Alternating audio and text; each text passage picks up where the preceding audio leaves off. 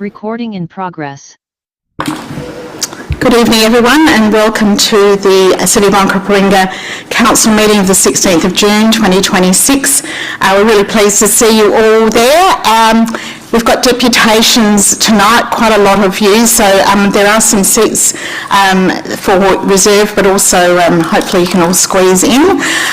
Just a few words of welcome. So just let you know that if you are in the gallery, sometimes you may be picked up by the sound system and also by the audio visual, so just to be aware of that. If you don't want to be on that way of being recorded, you will just need to pay attention to that. We also making sure that because this is under the Local Government Act, if I do need to ask people to restrain their behaviour or in any way like that, which we never have to do, but I always say it anyhow, I will call on you to behave yourselves if you need to. I'm not expecting to do that tonight, but just letting you know. And also to let you know that this meeting is recorded and it's available usually about 48 hours after we've had our meeting. So if those of you who want to review it in that way are very welcome to do that too. That appears on the Onkaparinga Council YouTube and also on a link through our website. We don't have no apologies for this evening or no leave of absence, and I'd like to begin by inviting all the elected members to stand for our pledge and to say it together. We recognise this city's considerable natural and cultural heritage, including thousands of years of traditional ownership by Ghana, and the more recent contribution from people either born here or who have migrated here. As we meet together, we build on this heritage by respecting and listening to each other, thinking clearly, being receptive to new ideas, speaking honestly, and deciding wisely for the current and future well-being of those we serve. Thank you. Now, just to check if there are any conflicts, declarations of interest from any councillors. No, I'll keep moving. Confirmation of the last meeting's minutes. Councillor Eaton. Yes, I'll move it, thank you. Thank you very much. Do I have a seconder? Councillor Platten. Happy to second. Thank you. Any questions? I'll put the motion. All those in favour? Against? Carried. Thank you very much. There's no adjourned business or leave of absence. We now have the Mayor's report. And I do have a couple of things I'd like to add to that, which you may have already received. All the elected members have a couple of pieces of correspondence that are relevant.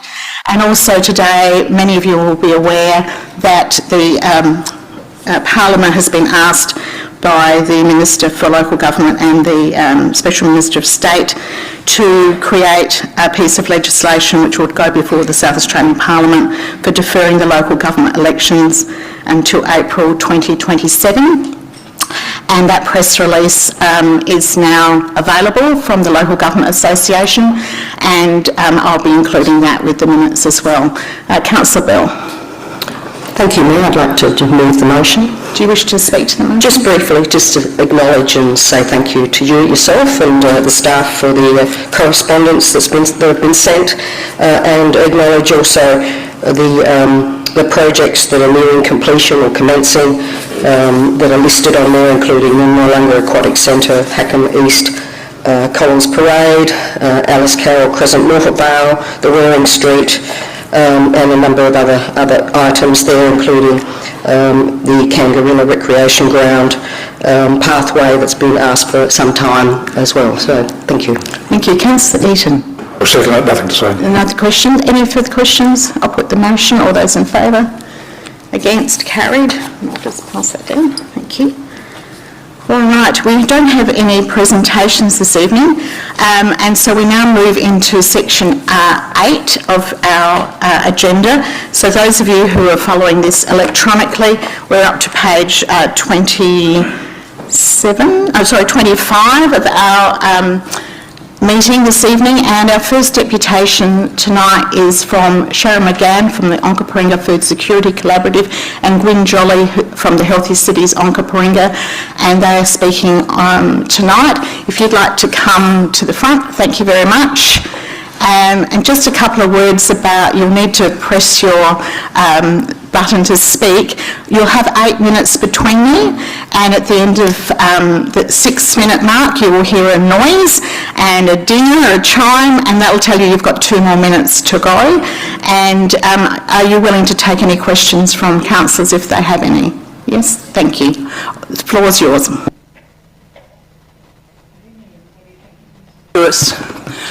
My name's Gwyn Jolley. I'm the Secretary of Healthy Cities Onkaparinga. Some of you will know is an advocacy and health promotion group. We've been fighting for nearly 40 years for health promotion and advocacy. Today we're here to talk about the Community Food Hub. Food insecurity is a growing issue and is recognised by Council in its strategic planning.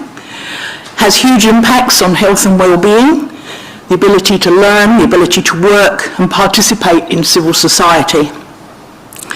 The proposed Community Food Hub is a new way to address food insecurity and goes beyond providing emergency food relief and starts to engage in system change, which is much more likely to lead to some good outcomes. So the hub will provide not just access to good food, but the potential for education, social support and reduction in isolation in community members. I'd like to acknowledge that Council staff have put in a huge amount of work to obtain state grant funding, and it would be very disappointing to put this at risk by further delay. Also, a lot of work has gone into planning and consultation with the community. Hastings Street, we believe, is clearly the preferred site. It's hardly used at present, so it's a wasted resource. Local community concerns have been addressed in the latest report, and we urge Council to decide in favour of Hastings Street without further delay. I'll now hand over to Sharon, who will talk a bit more about the Food Security Collaborative. And thank you everyone for your time.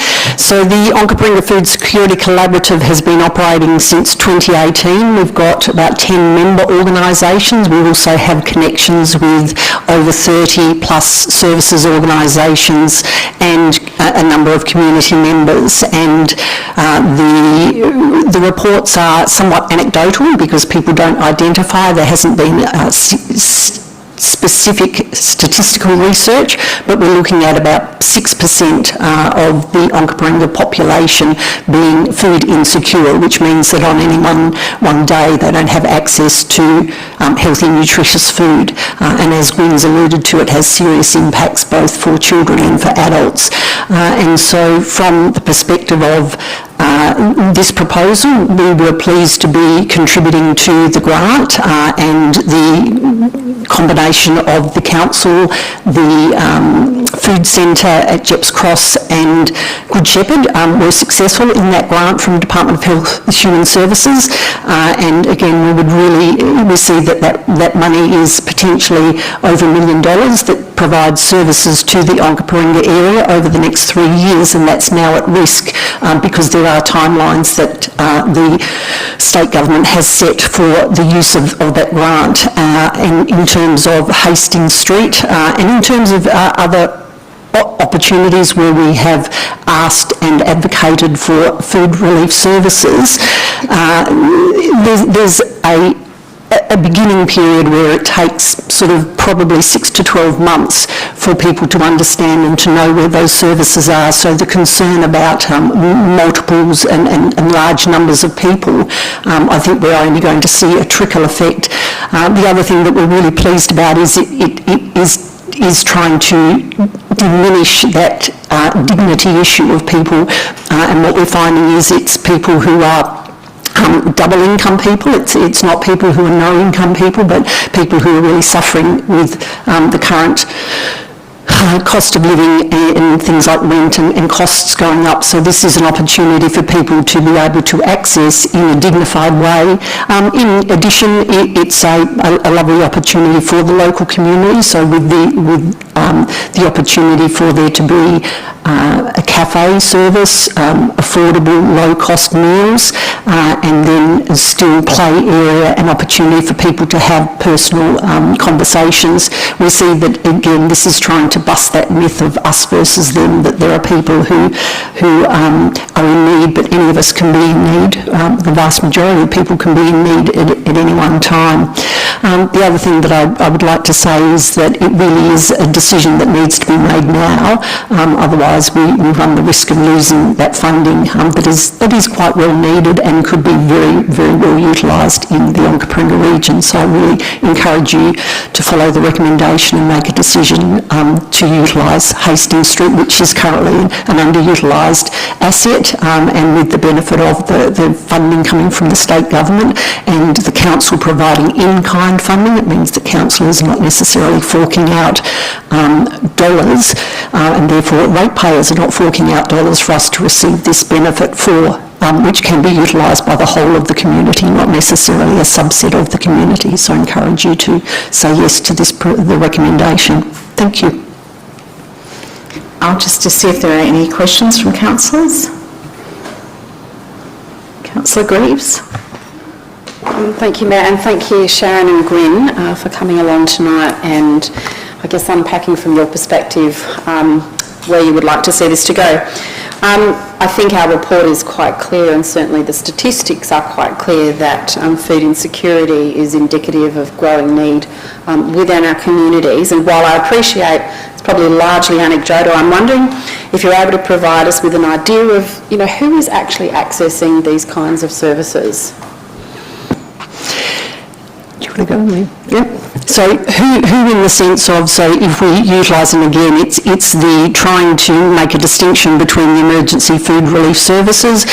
We see both single parents, we see families, we see older people who've retired to this wonderful area of Onkaparinga and suddenly finding out that the dollars just don't stretch as far. So it's quite a wide breadth of the community. Thank you. Just unpack that a little bit further. And are these the kind of services that a lot of the homeless population are accessing, or are they largely covered by more direct services? I think they would be a subset, so they would be a small proportion of people, and again, I am not particularly cognisant of the numbers of and again, the numbers of homeless in the Seaford area, so they, and if anything, they would tend to congregate more towards where there are commercial services. And so the idea here being that we are situating this in an area that it's not commercial because the funding doesn't allow for commercial leasing, and council is providing that leasing in kind. And so it's a sense of, we don't believe that it will bring any additional people. And again, people are people. They're homeless for a period of time, for a reason. Vast majority of people are respectful, and so it really is that sense of, the more that we incorporate them as we are all community, that is a way that acknowledges and helps people to realise that there are pathways for them to move forward. Councillor Eaton, a question? Yes, just a question. Thank you for your presentation, both of you. Have you had any experiences with behaviour at those locations where there are those similar sort of establishments? I personally haven't, because I don't volunteer, and I think one of the things that, so from the Emergency Food Relief Workers Network, which is a strong network of people who actually support each other to deal with, and again, once you're trained, if you know that people under stress get angry. All of us can get angry when we're under stress, so it is being able to engage in behaviours that meet people where they're at, doesn't escalate any difficulties that they're having, puts aside people's tone of voice and is able to deal with them pleasantly. So those workers do really pay attention to making sure that they they don't escalate any potential problems. So from my perspective, we, speaking on behalf of the volunteers, do our best to make sure that we are dealing respectfully with people so that we don't get disrespectful behaviour. Yep. Thank you, Tab. Just a question, please, Mayor. Look, I have no doubt that this is important work, and I really appreciate both of you coming to speak tonight. I just wanted to touch on that dignified sort of aspect of it. Is there any element that it's more dignified to go to a space that is not just a single-use opportunity? I know the People's Platter, you could be going to the community centre, you could just be walking down the street and you could happen to be there. This seems just like a single use. Do you think there's going to be less dignity for people going to something like this where it's very obvious what you're going for? I don't, because I intend to go and have coffee there. So I think it very much is that sense of the front is a cafe, everyone's welcome, everyone comes along, anyone can come along and have coffee, pop in after our cycling, and so that sense of, and you know, like most retirees, looking for a bargain, so a low-cost meal. So it really is the way in which this whole concept has been mapped out. The staff of all three organisations, the council and the food centre, which has a fabulous reputation, and Good Shepherd in terms of the financial services that they provide, all of that is aimed at.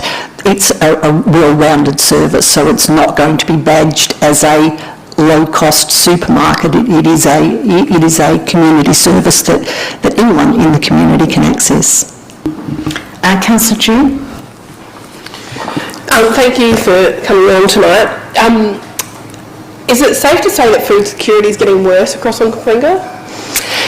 Sadly, yes. And you know, that's both that combination of people having, and by food security we mean both local providers. So one of the things that I haven't mentioned is the idea here is that we want to engage local food providers, local producers, local businesses to be able to provide the food, and so to give them additional access. So I think from a food insecurity, there's, as Gwyn mentioned, there's a real systemic issue of we don't have access to lots of resources in terms of fresh food, fresh fruit and veg.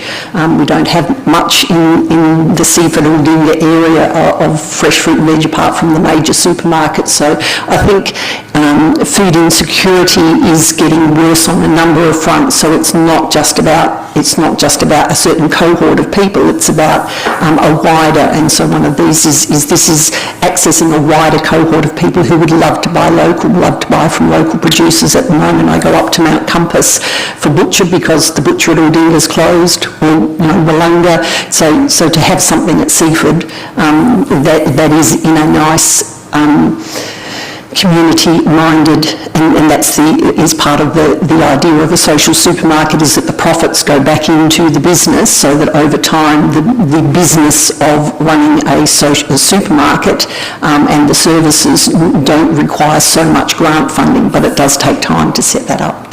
Thank you. And just further to Councillor Reeve's question, I'm just going to break it down like this because I was just thinking not to be stereotypical. So we might have like acute people that might be homeless, sort of domestic and family violence, so acute people. We might have people that are in the middle, doing it tough, and then we have people that are not reliant on services. I'm just wondering if, sort of with that in mind, so make it up however you want, but what would be the approximate percentages of people that are accessing something like this? What I mean by that is it mostly a service like an emergency food relief service, like a food bank, that is going to see more acute families or people, or is it more a middle? I know what you're getting at, and so this is, again, it's all planned. So a lot of that is our social media, our outreach, and how the idea is if we can pull the middle in, so the middle who are struggling, and build a base there, and then reach out to the harder to reach. So the people who are more in need are harder to reach and require more support for them to be able to, and people have mentioned, get there, to have some sort of transport service. So I think it really is that the middle who are struggling will initially be, but again, I'll rely on my colleagues from council who've done the sort of the hard numbers about the research. Councillor Bill. Thank you, Sharon.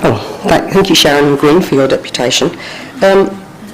My question is also similar, but I suppose what I'd like to know more about is, what can you tell me about the hidden poverty, in particular areas where they're viewed economically as affluent, for example, and the impact and how some people may hide their financial struggles, and how some of these people struggle with seeking help, and what happens to those people. Yeah, and I think that's in a large part of why we want there to be cafe as a front, not necessarily a front in terms of covering up, but as an opportunity for people to come in. So yes, I would say the vast majority of people have pride. And none of us want to admit that if we are struggling, because it is unfortunately perceived in some parts of society that you've created it yourself, rather than, we know of casualisation of the workforce. Even if people want to work, they're pushed in the direction of casual hours and not having a lot of extra health benefits. They're required to travel. So I think there is a lot of, and certainly Aldinga, Sellex area, we know how good the transport services are not, so there is a requirement to have a vehicle, to maintain that vehicle, to buy petrol, so all of those things, and with such a strong South Australian housing market, if people are renting, they're constantly renegotiating rents that just keep going up, so that pressure, and one of the things that obviously I'm very concerned about from a food security point of view is healthy and nutritious food. People will eat food, and unfortunately it will be junk, and so therefore it's not good for them, and that puts pressure downstream on all sorts of other services. Thank you. Another question, is shame often associated with preventing people visiting some of these sites? Yes, and that's what we're attempting to. There is no shame. I will be inviting people to come along and meet me for coffee. Thank you. Councillor Platten. Thank you. Thank you for coming and giving a deputation tonight. There's a certain amount of fear in community, especially the closer you get to the proposed site, about the sort of people that this is going to bring in. And I just would like some commentary on, if this was to be successful tonight, how would the social supermarket work with the local community to try and allay that fear? And if complaints were raised, how might that be handled? And as a volunteer in a volunteer organisation who is associated with the proposal, I can't directly answer that, but I've been very pleased and impressed with what the latest council recommendation is, that there is a community reference group, and that no one wants this to fail. I mean, we don't want people to demonstrate bad behaviour. We know that people under pressure on both sides demonstrate bad behaviour. We want this to work. We want to work, not we, I'm in the bigger, we the community want this to work, so we want to do what will work with the community, rather than say, no, it won't work, we don't want it. So we do want to work with community, and we do want it to work for them, and it is hard because we have to reach out and say, give us a chance, but we believe this will work well for them as well as for us, because we are all together. Councillor Themeliotis. Yes, thank you. Thank you. Hello. Thank you for your deputation. You talked about accessibility, which I think is key with these things. And we talked about Hastings Street, and I think delivery of the food hub is most important. with that in mind, if the chamber tonight considered other locations or a different location in that report, would the Food Security Collaborative be just as supportive delivering the food hub at other locations? I would say yes, we are, as long as it can happen quickly, because we really are at risk of losing that funding, because the state government does have conditions on that funding, and I would hate to see it have to be given back, because, and again, from a transport point of view, absolutely agree. You know, community bus that can pick people up from the bus stop at Seaford train station or the bus stop at the Seaford shops as a way to make sure that there's a loop where people can get to and from, because or if we're talking about the transport of the food from the sort of what will, I understand, be the big hub at Jepp's Cross, I don't think that will be happening regularly enough to create transport issues. Yeah, absolutely. So would it be fair to say that the collaborative are not necessarily wedded to Hastings Street, but it's the timing thing that you're concerned about, that we lose this fantastic opportunity? Yeah, and I think that we believe that Hastings Street, because we believe the council has done a lot of research, and again, we're not in an ideal world, we're in a world of constraints. We have funding, there is certain funding, council has access to certain assets. Some of those assets are very well used currently, and there would be a lot of difficulty in moving into some of those. I won't say assets; it's a horrible word. Buildings, community centres. So we see that here, this is an opportunity that will be achievable. It will be able to achieve a good outcome in a shorter period of time than would other outcomes. And again, from a council point of view, it will be good from a financial point of view, because those other outcomes, pursuing other alternatives, will cost more money. Councillor June, I'll take this as the last question. Yeah. I just wanted to build on what Councillor Themeliotis just mentioned, in that I think what's been clear to us as elected members is when staff have shared about service saturation and high density of services in the Hacken Christie Downs area, and Seaford only being serviced by 1% in terms of what the needs are, compared to any other kind of Aldinga or whatever. Is there any commentary about that component of it? And I think that, it's one of the difficulties for Onkaparinga and even for South Australia that we have such a wide area and a relatively low volume of population, and so therefore it is that centralisation which makes it great for service providers but makes it very difficult for the community to access. So I absolutely, from what we've done over the last 5 years, is looking at the reduction in services in Seaford and Aldinga, and the need for us to keep trying to bring services down the road. So it really is that sense of there is a strong need in Hackham and Christie Downs that is being met. There's still an unmet need, but there's a really unmet need here that's not being met.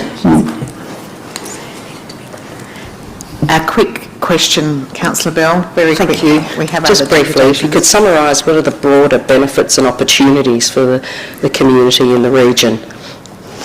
So I think the broader benefits are, feels like I'm not getting through. So the broader benefits are that we have a large proportion of our population who are feeling some sort of food stress, and so therefore we have an opportunity here in an area that is not currently supported by much in the way of services to provide a service.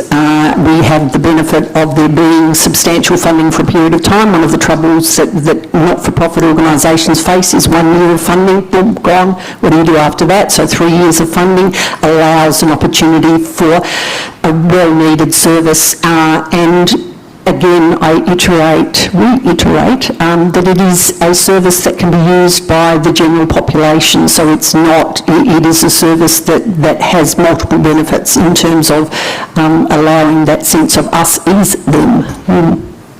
Thank you. Can I just add? Okay. I think the whole essence of the Community Food Hub is that it is about removing the stigma that people face when they go to emergency food relief organisations. So it's about providing a much broader, a much more inclusive atmosphere for people to go and to feel comfortable about accessing food and other services in a friendly and comfortable way that isn't stigmatising people because they find themselves in difficult circumstances. Thank you. Thank you, Dr. Jolley, and thank you, Sharon Mcgann, for joining us this evening.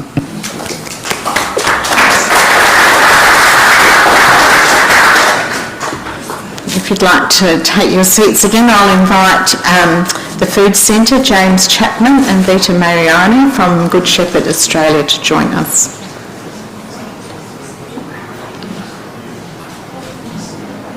And as you have the benefit of not being the first people up to this evening, if you would take your seats at the microphones, thank you.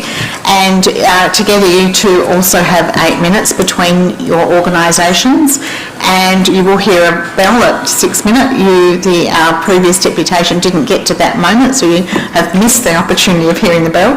And are you willing to take questions afterwards as well? Yes, we are. Okay, off you go. Thank you. My name is James Chapman. I am the CEO of the Food Centre, which is the lead organisation in relation to the proposed food centre here in Seaford. Thank you for the opportunity to address you today. At the heart of this proposal there are two questions: who will use the service and why Hastings Street? It is important to be clear from the outset. The people who access community social enterprises are residents of the city of Onkaparinga. They are local workers, local families, carers, pensioners, volunteers. Increasingly they are what Food Bank Australia described recently as the new working poor. People who are employed, contributing to society and doing everything expected of them, yet still unable to pace with the rising cost of housing, utilities, transport and food prices. They are already part of this community. They are not arriving from anywhere else. The need exists here.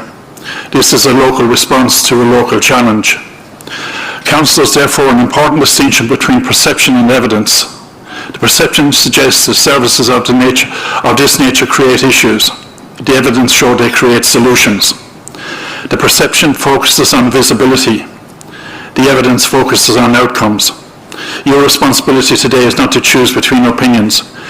It is to consider the evidence before you. The City of Onkaparinga own Community Needs Analysis and Community Wellbeing Report identified rising cost of living pressures, financial vulnerability, housing stress, social isolation and declining wellbeing across municipality. The Australian Bureau of Statistics CIFA indicators confirm significant variations in the socio-economic advantage and disadvantage across the city of Onkaparinga, with areas experiencing levels of disadvantage above metropolitan averages. The Food Bank Australian Hunger Report shows increasing food insecurity, particularly amongst working households who never experienced that they would require assistance. Taken together, Council's own analysis, ABS data, Food Bank research present a consistent picture. The need is real, it's local and it's growing. Importantly, food insecurity is rarely just about food. It is linked to financial stress, housing insecurity, social isolation, reduced participation in community life. That is why food relief alone is not enough. The Centre for Social Impact at Flinders University, working together with Wellbeing SA and the South Australian Department of Human Services, has undertaken extensive search into social supermarket models. Their findings are consistent that the most effective response is combined affordable food access with wraparound supports, including financial counselling, volunteer pathways, skill development, employment pathways and social connection. Food is not the end point, it is the entry point. This model is designed to reflect that evidence. It is a social enterprise, not a welfare depot. It is built on a simple principle, a hand up, not a handout. People may come internally initially for food, but the purpose is to connect them with services, opportunities, pathways. that address the underlying causes of hardship and support long-term independence. This brings us to location. Some have suggested commercial settings would be more appropriate. Respectfully, this misunderstands the nature of the model. This is not a retail operation. It's a community well-being initiative. A commercial environment creates transactions. A community environment creates connection. A commercial setting emphasises visibility. A community setting protects dignity. People experiencing hardship often delay to seek support due to stigma, embarrassment, or fear of judgment. A community-based setting allows privacy, respect, and direct access to wraparound services in a trusted environment. So the question before the Council is not where the service is least visible, it means it is where it's most effective. Hastings Street is not simply a site. It's a community asset, public infrastructure, funded by ratepayers and entrusted to Council for community benefit. The Council has consistently recognised the importance of activating underutilised community assets to maximise public value. The proposal does exactly that. It activates an existing facility that is currently underutilised and transforms it into a place of connection, participation, support and opportunity. It ensures that the community receives greater return from the infrastructure as it has already funded. Councillors can have the confidence from strength of the partnership behind the proposal. The Food Centre brings with it 36 years of grassroots community experience. Good Shepherd brings 162 years of professional social service expertise. The City of Onkaparinga provides local leadership and long-standing commitment to community well-being. Importantly, South Australian Government through the Department of Human Services has committed approximately $1.2 million in over 4 years to support this initiative. This investment reflects a clear process of assessment, due diligence and confidence in the model, the need and the partnership capacity to deliver outcomes.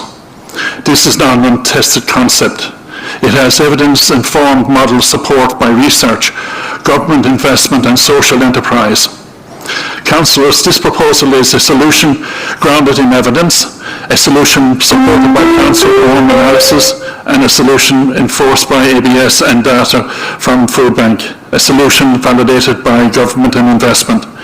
The solution delivered by the Experience Partnership, ready to act, only questions remaining whether it needs to exist.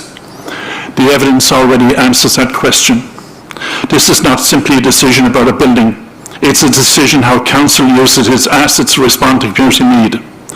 It is a decision about where we act on evidence or perception.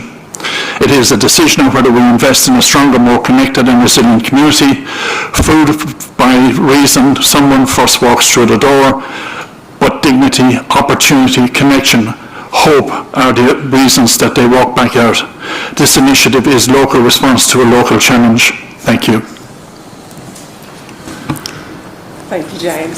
So Vita here from Good Shepherd. I'm the General Manager for Financial Health and Wellbeing across Australia.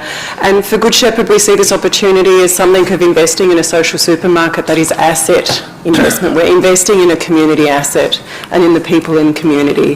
What Good Shepherd's value is a global mission to ensure women, girls and families stay strong, connected and safe. And what we propose to also partner with the Food Centre is actually embedding within the social supermarket and the food hub is investments into no interest loans. So we'll have people who can provide assessment and analysis of whether someone can access that, and also investment in a financial independence hub, which is a service that supports victim survivors of financial abuse to actually recover from that financial abuse and become financially well, strong and independent. Around that, there's referrals to other services as well, and noting we know the social element of a social supermarket is the key.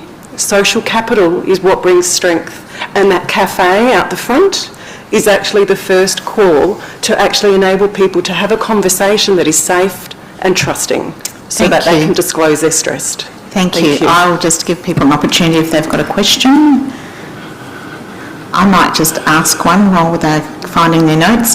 And that is there anything you didn't get to say from that you would like to just have another add to? Thank you, Mayor. No, I think we're fine. It was more just to say there's a lot behind a social supermarket and the evidence is there, and it's not about actually enabling a crisis response. It's actually looking at prevention and early intervention so we can mitigate crisis earlier. Thank you. Councillor Jew. Thank you. I wondered about the anxiety and the concern that residents have in the close proximity of Hastings Street, and how I know that we have the reference group and the local community group that council will manage, but how do you imagine integrating into the local community? My response to that would be, first and foremost, we have to be good neighbours and we have to work together in the community as part of the community. And that's not to exclude anybody from the community. I mean, the community is a lot bigger than just Hastings Street. And we have to remember that sometimes we have to give a little to be able to give some to other members of the other side of the community. My experience, I've been with the food centre for 13 years. And I have to say, in my 13 years, I've never had any problems in relation to bad behaviour, people behaving badly. We've never had an opportunity to have to call the police. We've had no issues in relation to homelessness because it's a very dignified service. Thank you. I'll also attempt my question that I asked before around kind of the breakdown of people that might be accessing the service, from those that are acute or highly distressed, or through to that continuum of where, and I know that's based on judgment and assumptions, but if you could give us a bit of a picture about the people that might access it. Yeah, I can, no problem, because I deal with them every day. In the normal course of event, most people come in to buy their local groceries and to be able to access free food, which would be bread, bakery products, fruit and veg and other products, whatever is available at the time. Generally, those that come in that are distressed are actually referred by other agencies, and they would have received a voucher. So part of the collaboration for us is connecting up with other agencies, and those agencies will provide those vouchers for them. Those vouchers then become that capital for those people to be able to come in and literally be handed a shopping trolley and say, "This is your cash, go shop and enjoy." So that is the majority of what happens in it. It's very dignified.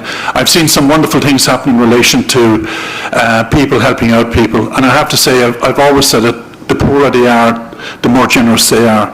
I've seen people who have been standing behind somebody and that person runs up a bill and it's $2 or $3 over. And they said, "Don't worry about it, I'll pay forward." And that's what you end up with. Mm-hmm. We know the benefit of volunteering, and I was thinking about that area, and there's nowhere in sort of probably a 3-kilometre radius where you can actually volunteer. Yeah. And I just wondered what the benefits are, or if you've seen opportunities that arise for local communities when it's a place-based approach. Yeah, in relation to volunteering, we are very fortunate. We've got 2.4 paid staff members at Jibs Cross, and we service approximately 51,000 families on an annual basis. And we have a cohort of 45 volunteers. So those volunteers are well trained and they have specific areas with good supervision, so they know what they're doing. So a lot of the time, a lot of our volunteers are actually retired or semi-retired, but there are others who are placed at the food centre because they've got workplace injuries and it's not possible for them to get employment without having new skills. So they can come to the food centre and learn things like customer service. They could do, for instance, warehousing. They can do shelf stacking and general purposes like that. And that means that they actually get on-job work experience, which provides them with a referee or a reference for them to be able to go to other places of employment. And our experience at the food centre has been that 30% of those that come to us that seek additional employment actually get paid employment afterwards. Thank you. My final question is just around, I think a very rural topic tonight will be why Hastings Street, and compared to the Aldinga Institute, for example, or even the Seaford Community Centre. Can you talk to us about why Hastings Street seems the most ideal for the proposed model? Well, first of all, I've looked at all three sites, and I think Aldinga Institute has a number of problems that cannot be solved overnight in relation to the actual structure of the building, etc., etc. The centre, the other centre that you talk about, is absolutely ideal as well, but it is very, very active, and it means that you would have to displace a number, I think it's about 30 active groups to do that. By comparison to Hastings Street, which is almost empty and is totally underutilised, and as I said in my presentation, it is a valuable community asset for all of the community. Thank you. I don't see any further questions, so thank you so much for coming this evening. Thank you. Appreciate it. We now have two sets of people from the Seaford Community Centre. First up, we have Ron Sturgess, if he would like to make his way to the chair. And he may need some assistance, Matthew, if you want to be a helper there. That would be Jordan, thank you.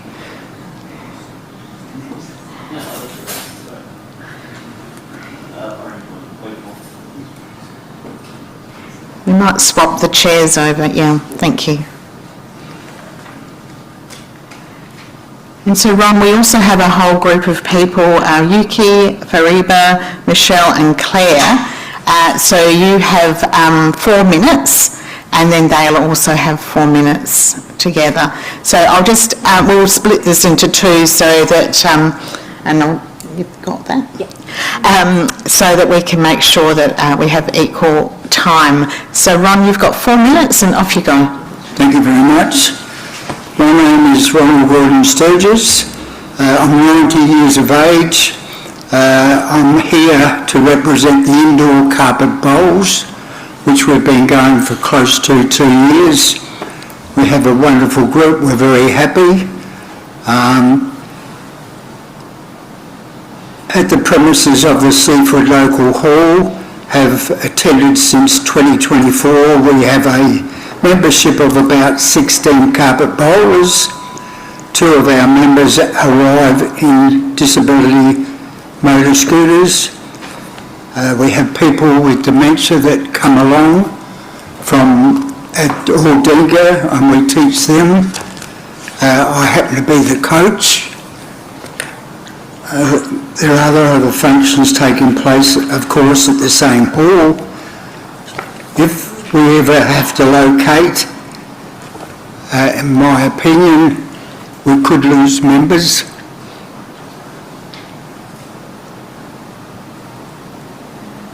And that's pretty much that I have to say. Thank you. I'll just check if any of our councillors would like to ask a question. By all means. Here we go, Councillor Platten. Thank you, Ron, for coming and doing a deputation. Have council staff spoken to your group about possibly moving and where that might be? I've only heard rumours that we possibly may have to go to 2 locations. One's Hastings Street and the other one is Aldinga, the hall. That's all I've had, just rumours. Thank you, Ron. Councillor Themeliotis, you have a question? Yes, thank you, Ron. Just to build on that question, has council staff had any communication with the Bowls Club? Communication yes. With the club, with the Bowls Club. Have you heard from council staff? No. Okay. Sorry, no. Thank you. I don't think there's any further questions. Oh, there is, sorry. Councillor Drew. My understanding was that there was a community information session for users at the Seaford Community Centre. there could have been, but I didn't know anything about it. Yeah, sure. I just wanted to double check. Okay. Exactly. Yeah. I wasn't advised in any way, shape or form. Okay, thank you.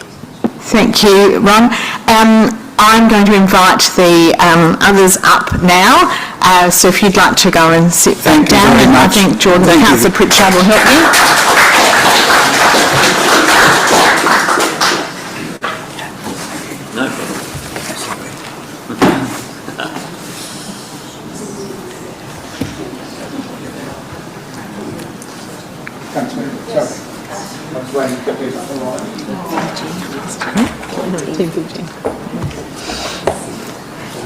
So we have Yuki Honda, Fariba Imani, Michelle Reeve and Clare Jackson, is that correct?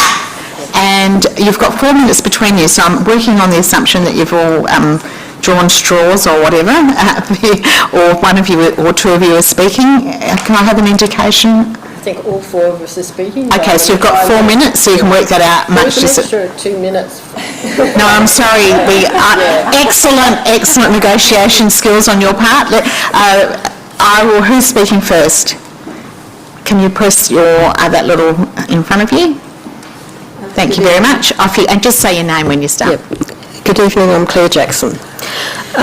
This is a summary of a case against the Community Food Hub at the Seaford Community Centre. The Community Engagement Feed Report concerns the proposed Community Food Hub at Seaford Community Centre. The report confirms that the food insecurity is a real issue and there is a broad community support for a food hub model. Sorry, I'm a bit nervous. However, a critical distinction is the support for the concept does not translate in supporting it, placing it in the Seaford Community Centre. The strongest argument against the location is that the Seaford Community Centre is already a functioning, successful and highly valued community hub. It supports older adults, people with limited mobility, carers, new residents, families, volunteers and people who attend multi-weekly programs. The centre is not underused building and waiting for a new purpose. It is already delivering social connection, wellbeing, routine support and physical activity, low-cost services and community belonging. The report repeatedly records that many users at the centre see it as a lifeline. Disrupting or displacing the existing program would risk isolation, anxiety, depression, loss of routine and weakening of established community networks. The proposal also appears inequitable. The report records concerns about the potential affecting around 350 daily centre users in order to serve approximately 50 to 100 food hub users. This is not a reasonable community trade-off with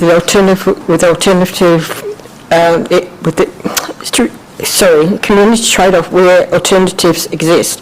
A food hub should not add capacity to community and not remove or diminish well-used community asset. Okay, I'll let someone. Who's going to go next? Okay. Thank you. Yes, go ahead. Yeah. My name is Yuki Honda. I'm a fitness instructor senior fitness instructor, and then also chair yoga. Just keep talking. It's all right. We'll fix it up. Thank you so much, Councillor Themeliotis. Okay. So yes, so senior fitness instructor and then chair yoga instructor at there for 10 years. And I beforehand is a senior fitness is running for many years. So I keep going from take it over. And then I just a little bit want to share is I have few people who is coming like over 90, and then she is coming with a walker just cross the road, so that's why she can come. And then other ladies, she has a stroke also cross the road, and she coming to the class for the chair yoga.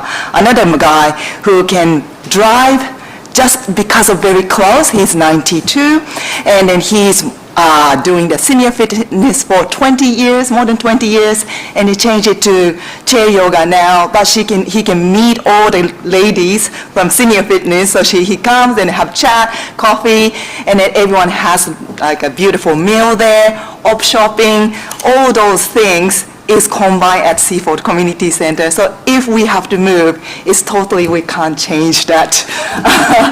All right, if you wouldn't mind, just thank you. And then who's speaking next? Well, sorry, go ahead. You're right. Hello, I'm Michelle Reeve. I'd just like to say a few words in support of maintaining the Seaford Community Centre as it currently operates.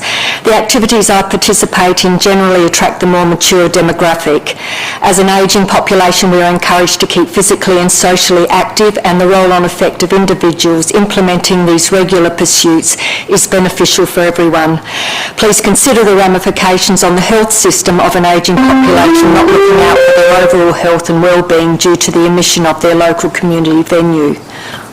That was very, very impressive. I'm just wondering if, Fariba, if you did want to say something. Well, I just want to... could you mind just, yeah, there we go.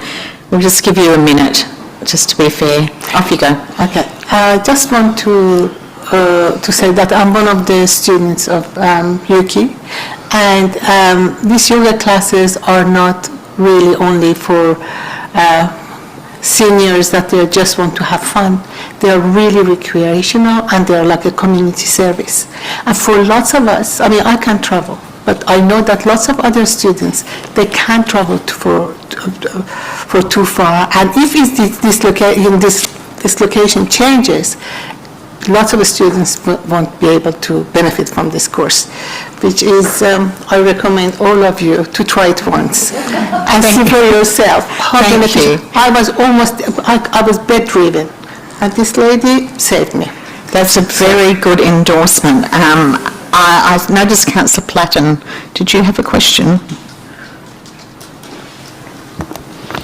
I was just going to ask Michelle, if there was anything that you could add to what you were saying. I felt like you were cut off sort of halfway.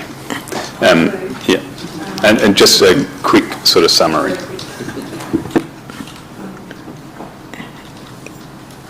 The Seaford Community Centre's inclusive atmosphere begins when you walk through the front doors and are greeted by the welcoming reception staff. This centre is not just a room where you attend a class and then go home. There is always a hive of activity going on, whether it is attending one of the program group classes, a browse and purchase in the op shop, or just gathering in the centre courtyard for a coffee and chat. These connections provide the physical, mental, emotional, social and spiritual well-being of the centre's patrons and staff. Our community needs and deserves a large-scale hub where we can all come together and share common interests, and thus maintaining our overall well-being. Losing the venue facilities and extensive program that Seaford Community Centre currently provides would be detrimental to the community, and in particular for the weekly 300 plus surf room patrons who would be displaced. Thank you. Are there any further questions? Thank you all for coming. We really appreciate it.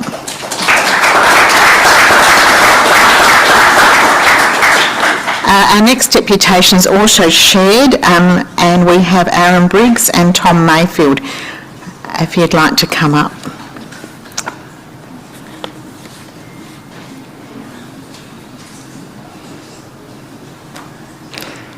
And you have now had the experience of seeing plenty of deputations before you, so you will share the time, and you will hear a bell at the 6-minute mark, just to let you know you've got 2 more minutes to go.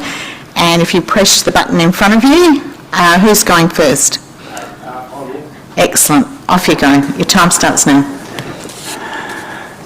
Hello and good evening, Mayor and councillors. My name is Aaron, as you know. I live at Seaford. I live across the road from the Lyndhurst Reserve. I've been here for 24 years, long time. We have a very close and quiet neighbourhood, which I love. That's one of the reasons I brought back down there in 2002. We're basically a community within itself.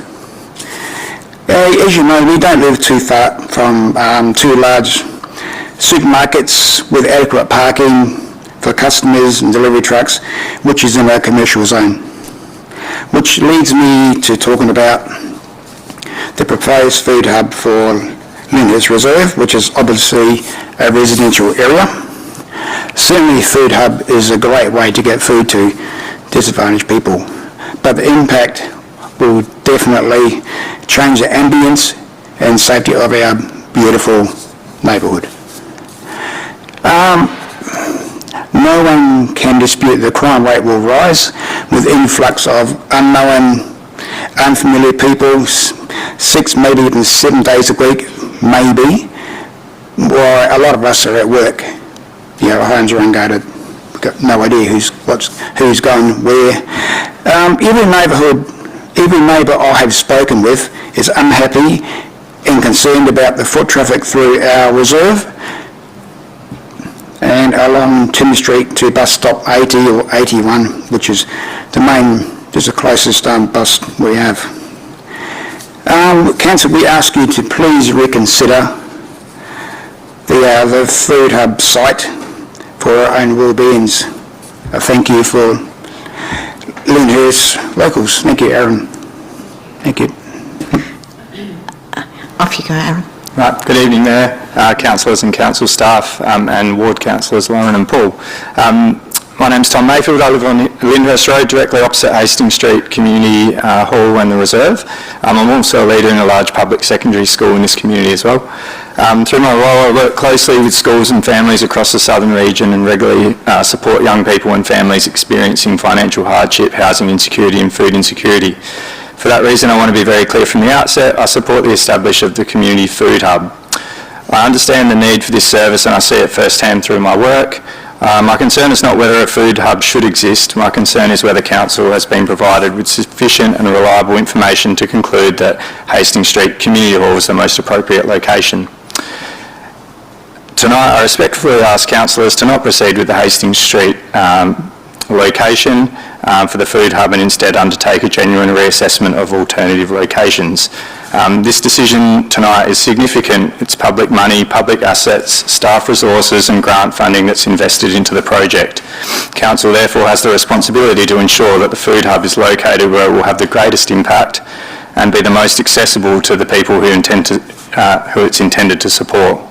Earlier this year, councillors requested additional information before making a decision, including information about traffic impacts, antisocial behaviour, alternative locations and resident feedback. After carefully reading the report, I don't believe that all of those questions have been adequately answered. Firstly, the level of community concern should not be dismissed. More than 60 residents lodged objections to the development application changing from a community centre to a shop, and these registration objections were officially accepted by Council, although in the Council assessment information to the panel there were only 18 shown. More than 60 residents signed a petition opposing the site. At the March community drop-in session, residents recorded approximately 65 attendees, with only 2 expressing support for the Hastings Street location. Regardless of the exact figures, the opposition has been substantial, consistent and sustained. This is clearly not the view of a small number of residents. Secondly, the report's conclusions about accessibility are not supported by the evidence presented. The report repeatedly describes Hastings Street as an accessible location, yet the same report acknowledges that the nearest bus stop is approximately 400 metres away, there's currently no connected pedestrian pathway to the site, and a key footpath connection is not planned until at least 2028 or 2029. More concerning is that Council identified the need for this footpath in its capital works system in November 2007. The Council has therefore known for many years, 20 years, that the pedestrian connectivity to this area is inadequate enough to justify a footpath project. Yet accessibility remains one of the reasons given for selecting the site. As someone who works closely with vulnerable families, I know accessibility matters.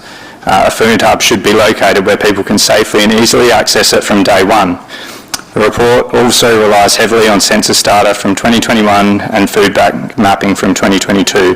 While these data sets are useful for identifying areas of need, they do not demonstrate why Hastings Street is the most suitable location today, nor do they show how people who need the service will actually access it. Identifying the need and identifying the best location are not the same thing. Thirdly, Council requested information about traffic impacts and antisocial behaviour, yet there hasn't been a detailed traffic assessment showing projected vehicle movements, peak periods or parking demand. Similarly, there's been no independent traffic assessment, no crime prevention through environmental design assessment, and no formal risk assessment. For a decision of this significance, assumptions and reassurances shouldn't replace evidence. We heard from the speakers before that the bad behaviour is coming, from those under stress, but then that was contradicted by the following speakers as well.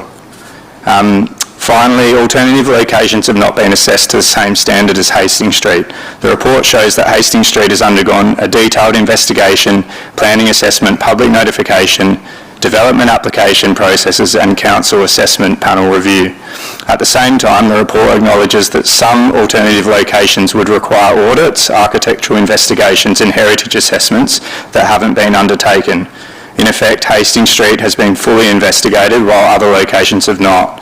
And that's not a like-for-like comparison. If Hastings Street is genuinely the best location, it should be able to withstand comparison with alternative sites at the same level of investigation, evidence and scrutiny, and at present that comparison has not occurred.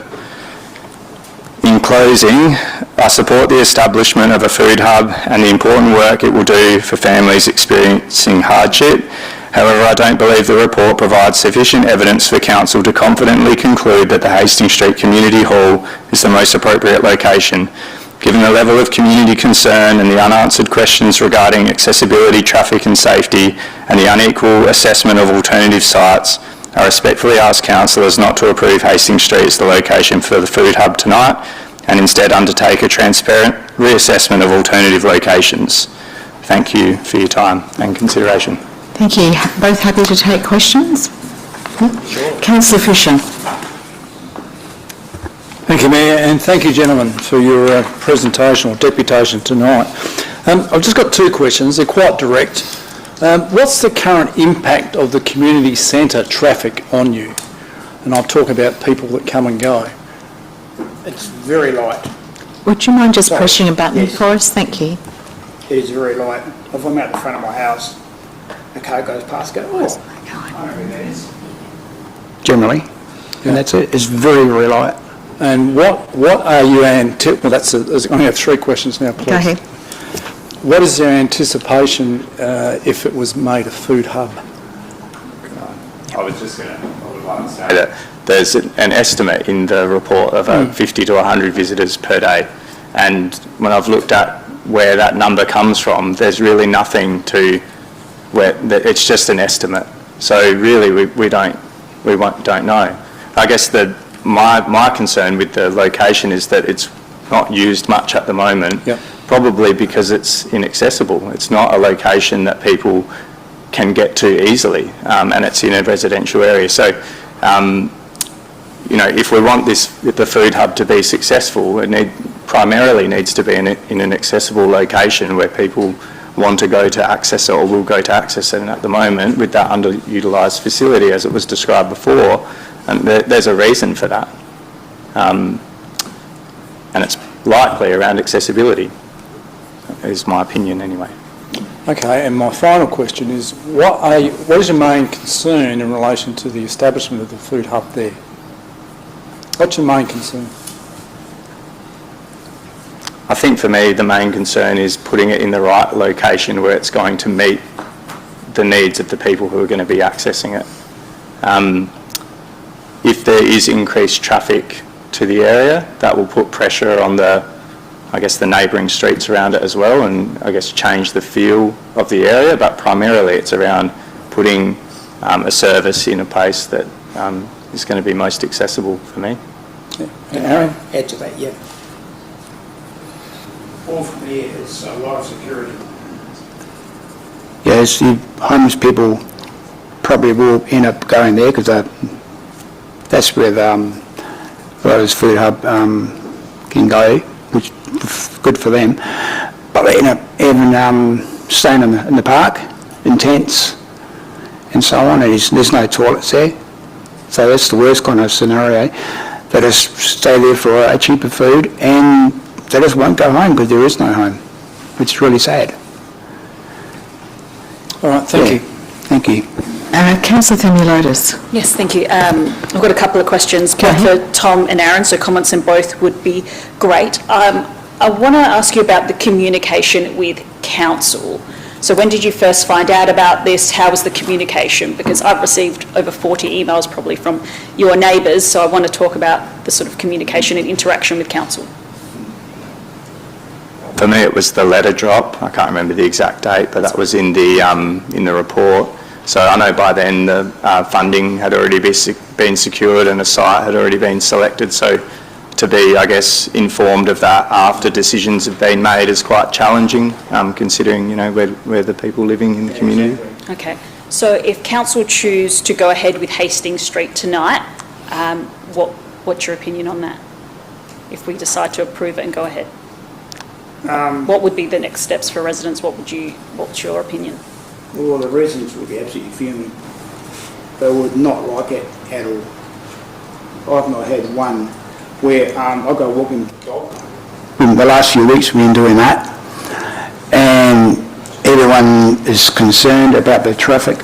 So the bus stops through 80 and 81. It's through the day and we're generally all at work. It's people that we don't know coming and going, so it's a very concerned safety. Mm-hmm. Tom, did you have any comments to add to that? Just that I think that people, you know, us residents living in the area, we'd like to understand why the site has been selected, and, you know, having an understanding of that would help us, would, I guess, help with positioning in that area. But when we look at the evidence that's been presented to us and the way that we've been consulted with, when there have been so many concerns and then those concerns haven't been addressed, that just causes more, you know, anxiety and mistrust in the process, which upsets people. So I think it's really that transparency piece, and this process hasn't been transparent for residents. Mm-hmm. Same question to both of you again, and final question. I think both of you mentioned, or maybe one of you mentioned, that it's an underutilised facility that council owns. So council say we don't go ahead, what would you like to see happen to that site?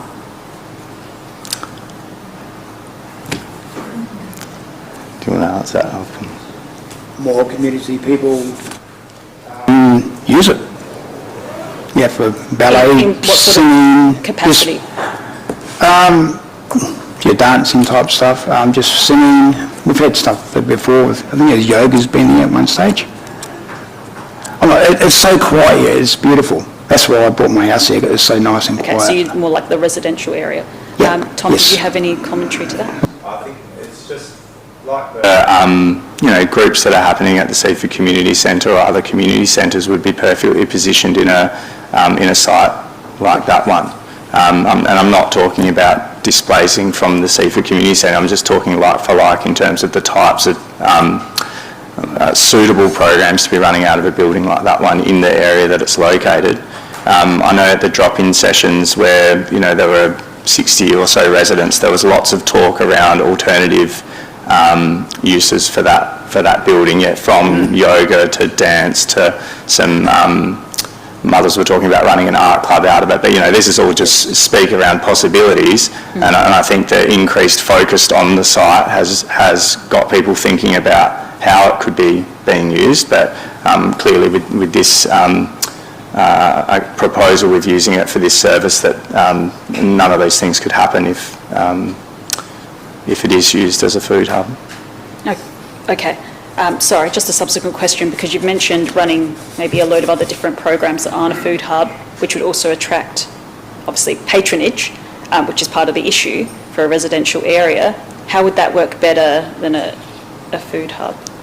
I think it's about knowing what the actual use of the building is going to be. So, you know, we've got an estimate of 50 to 100 visitors per day, but there's not, when I've looked through the report, there's nothing more than an estimate around that. So, you know, is that what it's really going to be? And because we don't know, I guess there's a gap there. And then for the site to be successful, is it accessible? And I don't think it is, because the bus stop is 400 metres away, there's no path connecting it. In the council report, it says that previously it's been deemed inaccessible and in need of a path to be built there. But now in the report it's the most accessible site, so that just doesn't really add up. Councillor Bell. Thank you, Mayor. Thank you, gentlemen, for your deputation. Do you think, and this is something I probably could have asked all the others as well that have come from the community, thank you, but do you think that if this went ahead and we did support this a food hub, do you think the community and yourselves would be willing to work with council on a committee? Would you be willing to attend a cafe if there was one there? Do you think you'd be attending and maybe making use of the food hub yourselves?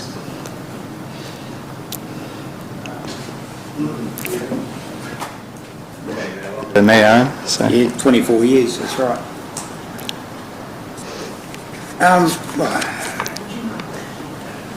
Well, look at just how it is. A food hub is just going to be cars everywhere. You know, there's bugger all parking. Yeah, I wouldn't take my grandkids over there. No way. With security again. A further question, if I may, Mayor.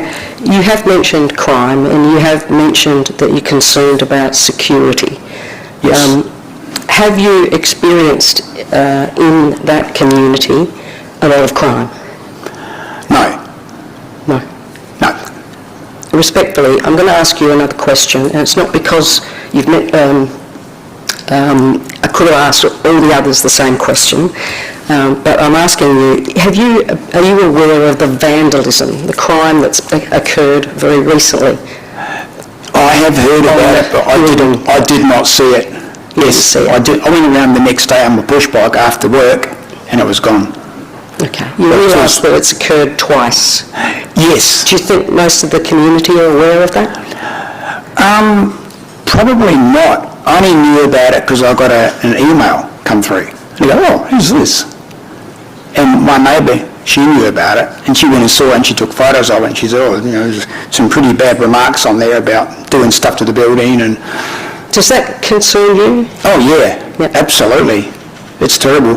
We had a bit of graffiti on the playground a couple of years ago. I had my grandkids over there. They go, no, what does that say? So, oh, nothing, this is go. And someone come along in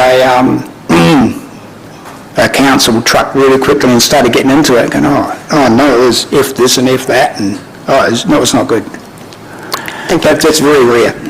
Yep. Okay. Just add that, I think it's an indication of how upset some people are with the decision making about the use of that site as well. And it is a very safe area. Like, my children play in the park across from the house, and I can keep a bit of an eye on them. I don't have to be like right over there with them all the time. It is a very safe area, and I guess as soon as you start increasing traffic when we have an unknown number or just an estimate of the number of people that are going to be going there, that causes safety. That's going to increase the reduce safety. It's like in any public area where you've got lots of people moving in and out, it's going to be less safe than a quiet street with less people movement. So there is going to be a change there in the way that the space is used, and I guess my concern is, have the right assessments been done to ensure that when that is to occur, or if that does occur, that we can maintain the safety of the current that it is currently. This route should obviously be a commercial area, not residential, with such a close-knit community. It's beautiful. It's going to ruin it, but that's it. Thank you. Councillor Davis. Just a question, thank you. Thank you very much, Tom. Thank you, Aaron, for coming in and giving us some opinions. I was going to ask a very similar question to Councillor Themeliotis, but I'm just going to perhaps build on it a little bit in the fact that it's an asset for us and it's underutilised. So when we're looking at how we can best utilise our assets, if you were going to invite other opportunities to come in, would you be willing to consider lifting the restrictions that are currently on it so that it could be more accessible to more people? Honestly, I don't know what the restrictions actually are on that. It's just very, very quiet, so yeah, but not a supermarket that's 6 days a week, you know. Councillor, can I ask you to use your microphone, please? Thank you. Sorry, I think there was restrictions on around how late it could be used or if there was alcohol on the premises and stuff like that. So there's already restrictions around what can happen there. So if we were to use it for a social supermarket, would you be more supportive of using it and opening it up for other community users to use it for more broad than the current restrictions allow? Challenge with having a site like that and why there are restrictions on it into the evening is because the housing is so close to the site itself. So I think it's something like 20 metres to the nearest house. So if you've got activity there after 5 p.m, that's going to be disruptive to those houses that are in the near vicinity. So I don't think that lifting the restrictions would be a good idea in that location. But you know, what you mentioned there does bring me to another idea around having it only open from 9 till 5 also decreases accessibility as well for potential, you know, people who might like to use that service. So, you know, having a site in another location that can have extended hours would just make it more accessible. So, again, it's coming back to, have we really looked at other sites with the same level of scrutiny that we have Hastings Street? And you know, when you assess something to another level in comparison to others, it makes it look like the best option, but it's just because the others haven't been taken to that level of assessment. So you don't think we're restricted within an asset use because there's already restrictions on it? We've got that tight restriction anyway, so we've got to look for the best arrangements within those restrictions. Yeah, Councillor Davis, can you just move a bit closer to the microphone, please? Sorry, I was just saying that, yeah, with those restrictions, it does perhaps limit us to using the facility to its best. Like, that does put limitations around what we can put in there to really use it as a whole community asset. So I think we're sort of toying with that idea as well. So. And then, but those restrictions are in place because of how close it is to the houses around it. Thank you. Councillor Dew, and can I just ask you to get close to the microphone? It's actually been a bit tricky to hear some people this evening. Sure, I've got two questions. One is for you, Tom. The report's 136 pages, as you have read. I'm wondering what you've found is actually missing, so that when we have the opportunity to ask staff questions, what questions would you like asked? I think, you know, I did speak about the main things that I think are missing, which is really there was the objections that were lodged through the development application. There were 6, how many did I have there? I think it was 60 lodged, and there were 18 shown in the report.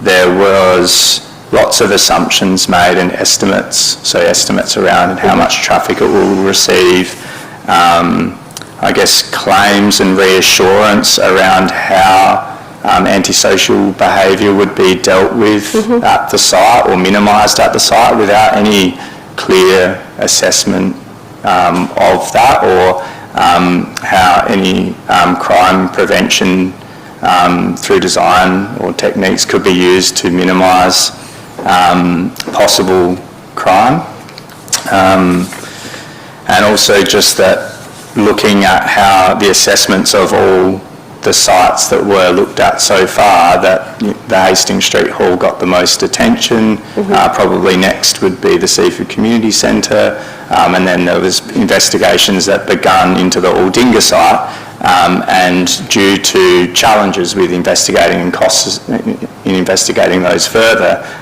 those investigations ceased. So I think that in terms of what else is missing is a more I guess, a fair and equal assessment of the other sites to see, which site is truly the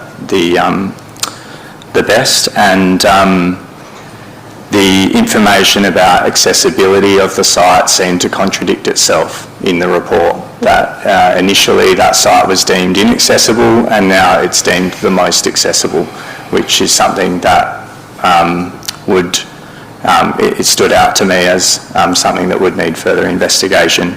And I guess all I would add on the end is that the speakers before talked about that we have it's a large amount of funding and there's a short period of time to utilise the funding for this service, and but I guess, are we put the funding into something that then is inaccessible and underused and the funding's gone, versus putting the money into the best location that's accessible and used well, like how we see currently the Seaford Community Centre being used with all of the programs that they run. And then that funding's actually useful and not lost completely. So, is it better to rush in and make a quick decision that then means the service is ineffective, or is it better to take a little bit more time and make sure the money's going somewhere where it's going to be used well? This is for both of you, and maybe also if you wanted to speak on behalf of other residents and what you've heard. If approved tonight, what are your non-negotiables?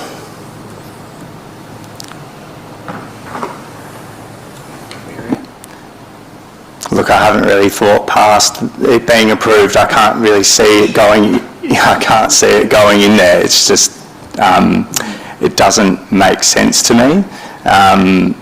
I would, if it were to be, I would really hope that there's, I guess, more communication and transparency with the residents. However, to get to this point of making a decision when I can't say that there has been transparency and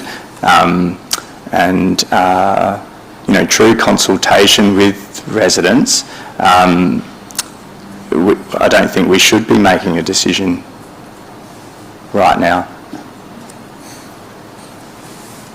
Councillor Yeomans.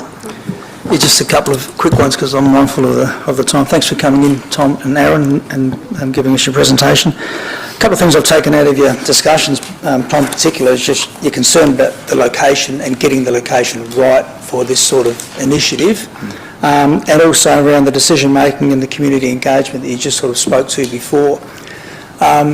It's clear there's been a lot of community resentment against this proposal, particularly from the inner circle of that suburb. Do you think that's been caused, or could that have been prevented, in your view, if the communication was a bit earlier in the piece? In other words, when, for example, when the council was started seeking, the initial funding, and we're looking to go down this path, as opposed to what actually happened when it was required by legislation, because the development application was going to be submitted, and that's when a lot of people found out about it. Turning my mic on or off, but there we go. I think earlier communication and consultation would have helped alleviate concern, but I don't think it would have changed the fact that that site is not the most appropriate location. So I think if those assessments had been done earlier before decisions were made, and the consultation had happened earlier, and there was that much concern raised earlier, that would have allowed more research, more looking into what the most appropriate site would be, and potentially we wouldn't be here looking at Hastings Street. Would you mind pressing your button? No, that's okay.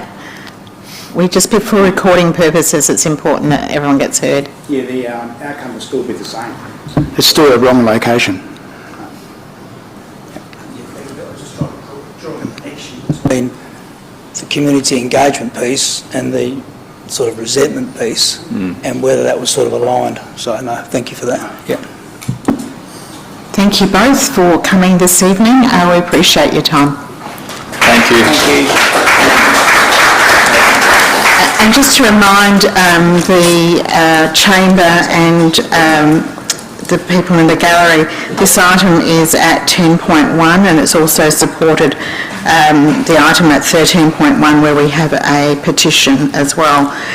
We now are still in deputations, and our next deputation is from Nicole, Reeve and Nick Dasty from, and they'll be appearing online. Oh look, there they are.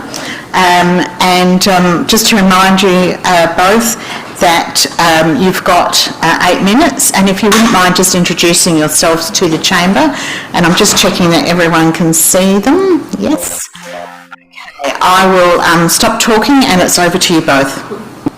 Good evening, Mayor and councillors. Can you hear me okay? Yes, we can. Fantastic. Thank you very much for your time. We are here tonight my name is Nicole, Reeve. I work for the PGA of Australia. We're here tonight to talk about the Webex Players Series South Australia and its support from the council. Your report, it contains quite a lot of detail on the event. So I just wanted to give you a little bit of an overview on golf currently in Australia. If we could have the next slide, please.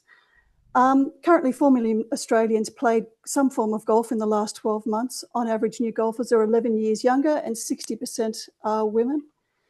Our community benefits of golf report identifies that golf is helpful for health and lifestyle. Golfers on average live 5 years longer and are 7.1% happier as a rule of thumb. Next slide, please. I actually can't see where you're up to. Fantastic. Next slide again, please. Golf has grown exponentially over the last 5 years. Off-course golf is a big driver of that popularity. Off-course golf facilities such as driving ranges and simulators have grown by 125% in the last 5 years. 50% of all off-course golfers are actually women. 41% of new members are under the age of 35, and there's been an increase in junior membership of 112%. Golf is, because through the handicap system, the one sport where whether you're 5 or 95 you can play, and you can play against others of different ages because it evens the scorecard. I'll hand over to Kim Felton to take you through the Webex essay. Yes, hi, good evening everyone. Thank you for your time. My name is Kim Felton. My role is Tour Development Manager at the PGA Tour of Australasia. Nicole's done a great lead in there, and what I wanted to talk around was the actual inside the ropes and what the Webex Players Series South Australia can bring to the city of Onkaparinga. We're very proud to have created the Webex Players Series, having been played for the last 3 years at Wollonga Golf Course. It's a series that is the world's most inclusive golf series, almost sporting event, and something we're very proud to have shared in South Australia. The tournament itself incorporates professional men, women, elite amateurs, all abilities players, juniors, all competing for the one title throughout the week. And it's something we're very proud of, and are hoping that the next future of Australian golf, Minnow Lees, Hannah Greens could be a part of that. And if you move to the next slide, it will demonstrate what a week will look like. Next slide again, sorry. There we go. This is what the tournament week looks like inside the ropes. We also do a lot of outside the ropes activations here with junior clinics, all ability clinics, broadcast integrations. But the week will be run from the 19th to the 25th of October. As I mentioned, there's 144 professionals and elite amateurs, as well as 12 elite juniors joining those players on the weekend, and also the 6 all abilities players. The tournament's run over 4 days. Everybody competes for the same prize, with the junior player series winner and the all abilities player series winner being celebrated on Sunday at the same time. As you can see there, we've also got corporate hospitality, as I mentioned, activations outside on the golf course, as well as clinics and other things. I will then hand it back to Nicole to talk around tourism and what this tournament will bring specifically. If we could have the next slide, please. And the next slide. Sports tourism is the fastest growing segment of the tourism industry internationally. It's expected to have a growth rate of over 17% leading into 2030. Can I have the next slide, please? Golf tourism is is a significant part of that. 30% of on-course golfers will have a specific golf holiday every year. 50% of golfers will play golf while they're on holidays. Next slide, please. Golf-specific holidays in Australia in 2023 accounted for 1.6 million trips, which was about 336 million in expenditure. May I have the next slide, please? And golf as a holiday activity, where people will play golf while they're on holidays. 5.2 million trips in Australia last year included some sort of golfing activity. Next slide, please. What's interesting about tournaments like the Webex SA is they help establish a region as an aspirational destination for this sort of tourism, which is a big step in that whole regional dispersion as well. So 45% of on-course golfers showed in research that watching, reading about or attending an event influences their interest to play in that region. And 63% of those 45% had actually acted on that. So events like the Webex SA are a fabulous impetus for future tourism. And there are a few other sports where you can actually go and play the championship venue. Thank you very much. There is one more slide, but I'll leave it there and open to any questions. Thank you so much. I'll just see if there are questions, and we have one from Councillor Themeliotis. I think you'll be able to hear the question. Can you lean right in though, please? Okay. Thank you for your presentation. The request for the $15,000, can you explain to me what that is going towards? Nick? Nicole, do you want me to answer that one? Yes, please. The support will obviously go to contribution to the broadcast, as well as broadcast of the tournament, which will be live on Foxtel and KO, as well as that's showcased on Saturday and Sunday, 9 holes, 3 hours on Saturday and 5 hours on Sunday, so showcasing the full last round. We'll also go towards activations, as I mentioned, having people come and attend the event to experience getting lessons from PGA professionals, promoting the game of golf and really growing that game in the local area of Onkaparinga. And so if you didn't receive that grant, if this motion wasn't successful tonight, what would that mean for your event? Would the event still go ahead? Would you still be able to have your come and tries and your exposure on Foxtel and so forth that you mentioned?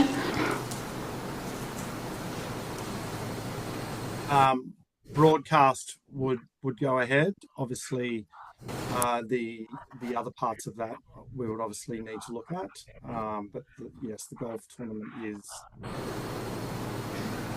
scheduled to go ahead that week. Okay, it will still go ahead. And can you explain to me a little bit about the prize money? What's the minimum amount of money you can win and what's the maximum amount of money for this tournament? The prize money, as per that slide before, is a $200,000 prize purse for the professionals to play for. And then obviously the Junior Players Series is played for that as well, not for prize money, as well as the All Abilities Championship.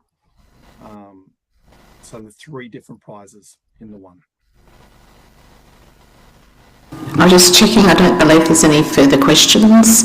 Thank you very much for Nicole and Kim for presenting this evening. Thank you. Thank you for the opportunity. And yes, Kim Felton. Thank you very much.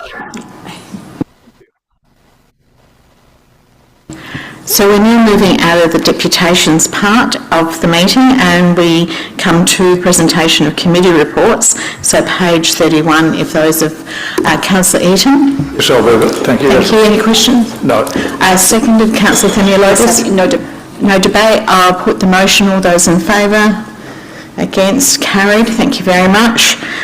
We now are up to the reports of officers. So item 10.1 is the Community Food Hub. And just to remind you all that I also mentioned the item 13.1. Councillor Yeomans. You've got an amendment, if I can, please. Go ahead. I should You've provided it? Yes, here we go. Yeah. Do you mind just checking on the screen that that is what you have provided?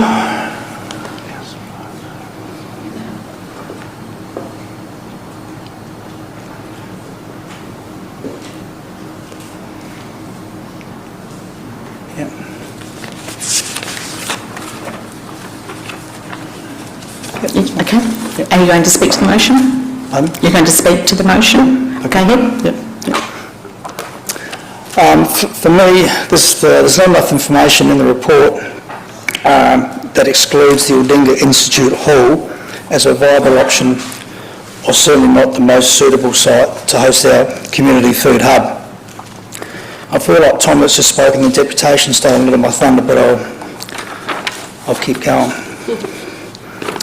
The report includes assessments that have been conducted of other potential sites, including the Aldinga Institute Hall, a site that's situated on a main road with a bus stop right out the front and with a few houses located on the adjoining No3 road. Whilst there are what I will describe as minor challenges identified in the report for this site, I'm not sure those challenges couldn't be overcome if the appetite was there and were provided with a bit more information. And I'm referring to the report, page 43, where specifically in relation to the Aldinga Institute Hall, some of the opportunities that are presented there, it's located in the Aldinga Township. There's also a recent closure of a nearby food relief service, so clearly there was some appetite for the food hub service to be at Aldinga, and we've heard the evidence that supports that. Some of the challenges, there's some groups that may need to be moved or relocated to another facility. The ceiling repairs and asbestos removal due to take place in the late 26, which will close the hall for up to 3 months, which would have to happen regardless. And just a couple of points here that do concern me. Local heritage listed, which may make it difficult to make building alterations.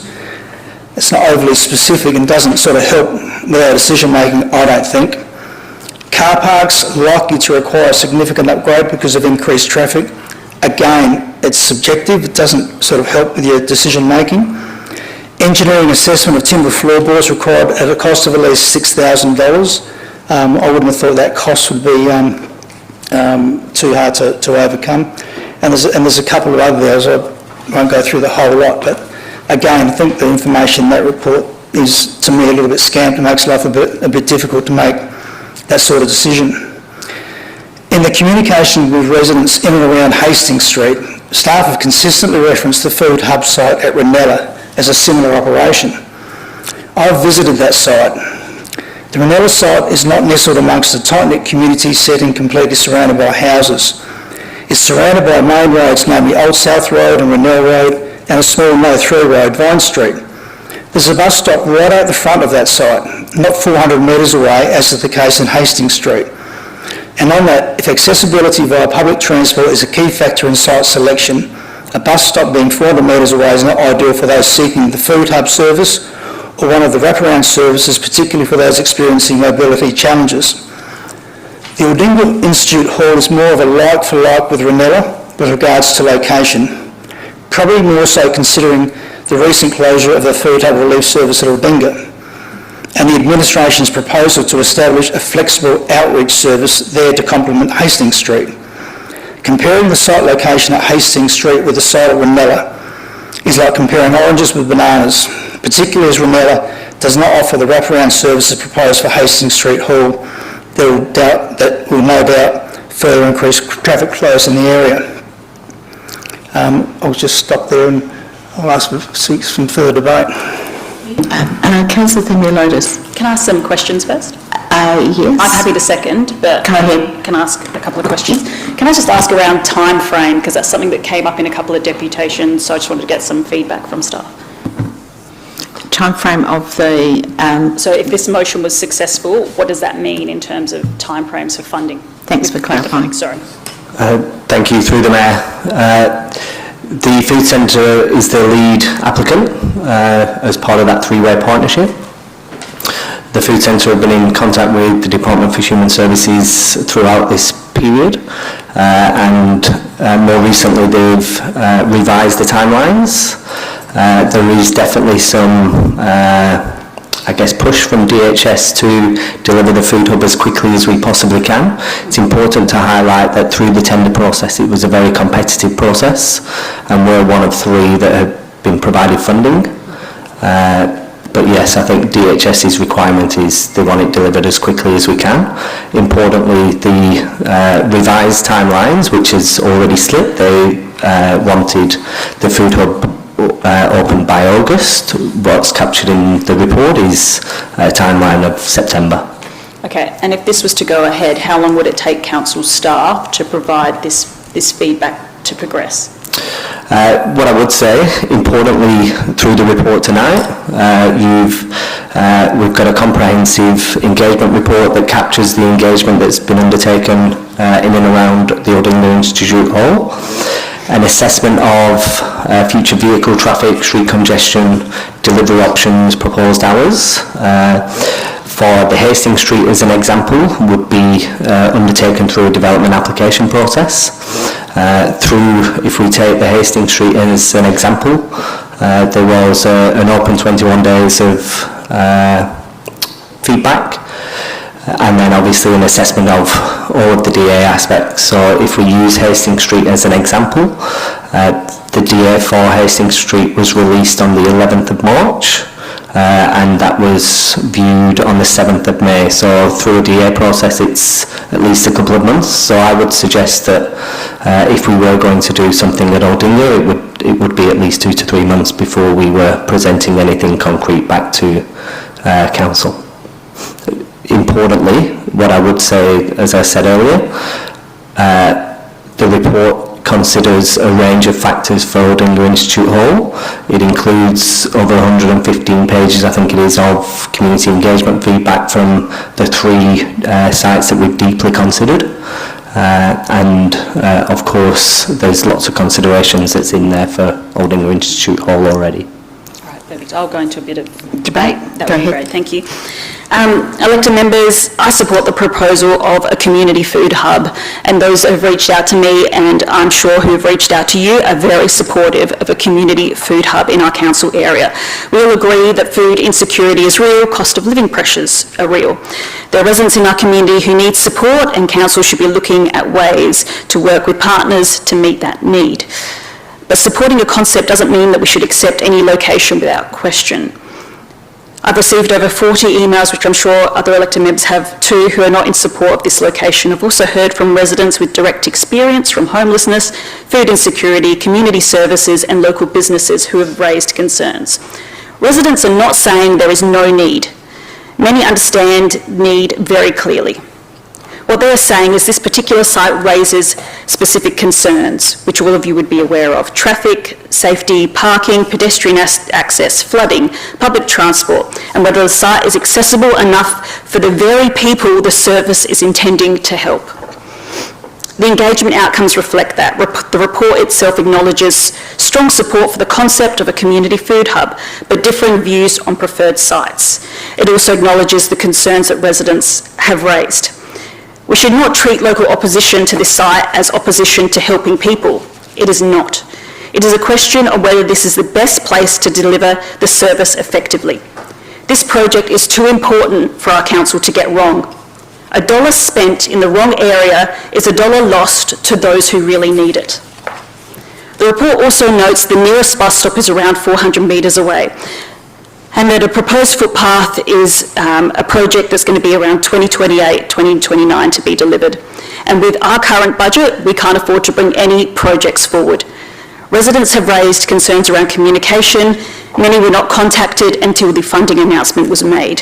From their perspectives, the engagement felt like they were being told what was happening rather than being genuinely asked to have input in this. The drop-in session, petitions, emails, have all shared opposition.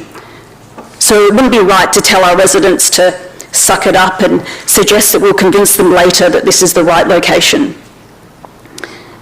If the hub is placed somewhere that it's harder to access, harder to promote, harder to navigate with existing services, or harder for neighbourhoods to accept, then we risk weakening the very service we are trying to establish. We need to be careful about the comparisons with other social supermarket models.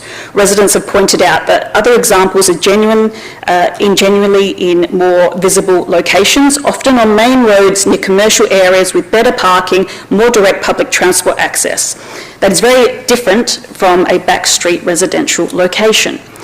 Ordinga has been raised as an alternative, which Councillor Yeomans has put up, particularly given the need identified in the area, the access advantages of the Institute Hall, including its location to public transport.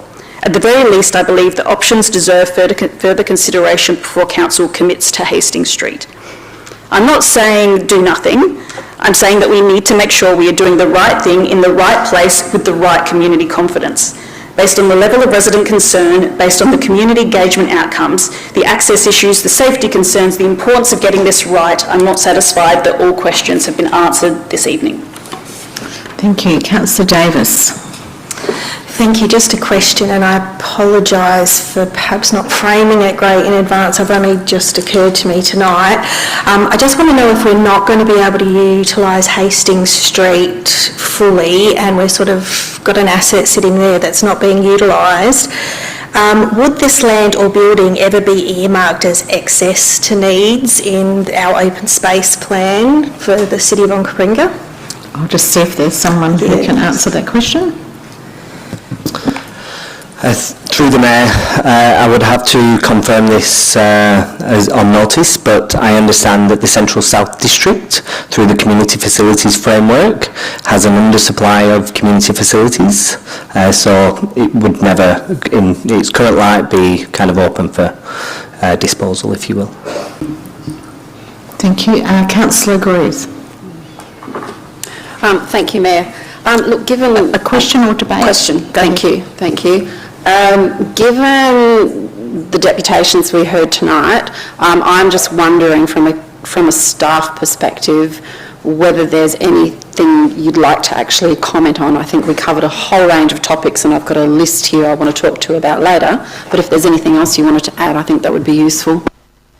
I want to clarify, Councillor, do you mean as a topic or an answer to some of the things that have been raised? An answer to some things that have been raised. So anything you want to add to your report, essentially? Sure. Yeah, go ahead. Thank you. Through the Mayor. Really importantly, community food hubs should be at the heart of community.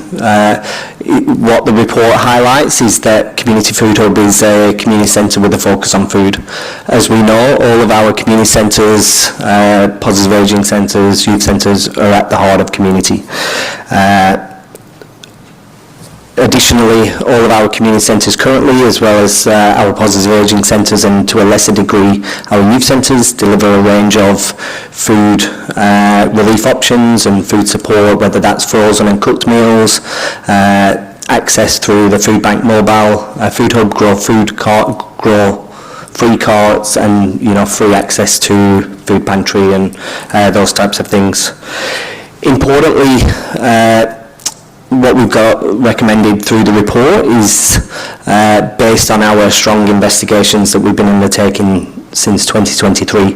What those investigations found was that the Central South, i.e. Seaford and surrounds, is in the area of the highest need with low access to services, and that's captured through page 39 of the agenda report, where you can see a comparison between Aldinga and surrounds as being in the Southern District, and of course the Central South. So what our investigations found was a high need and low service delivery.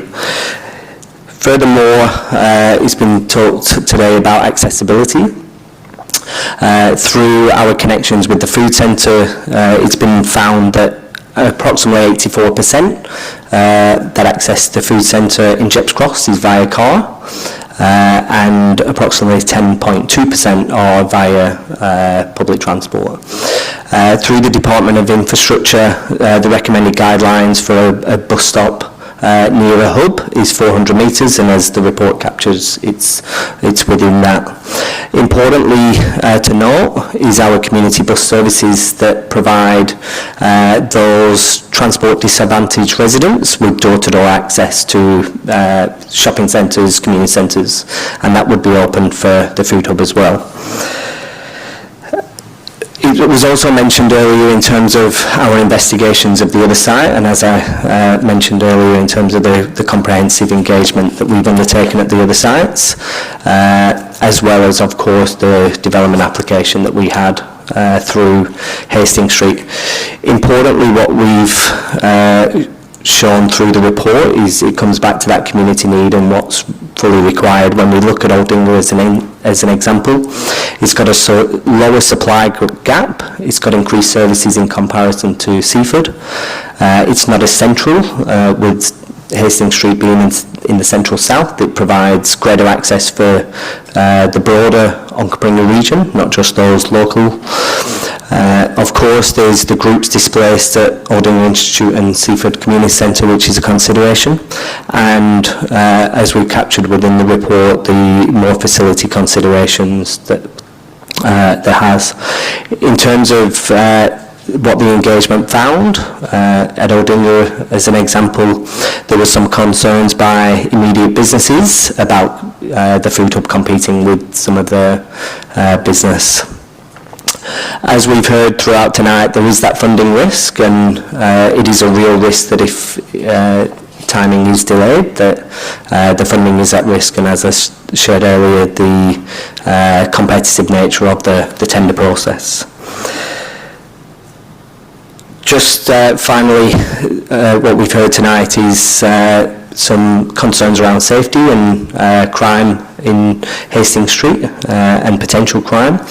What we've recommended and what we propose is a neighbourhood reference group to work directly with residents to understand what their concerns are and to work with them in terms of how we might reduce some of the crime prevention and the by design through the facility, whether that's shrubs and lighting, etc.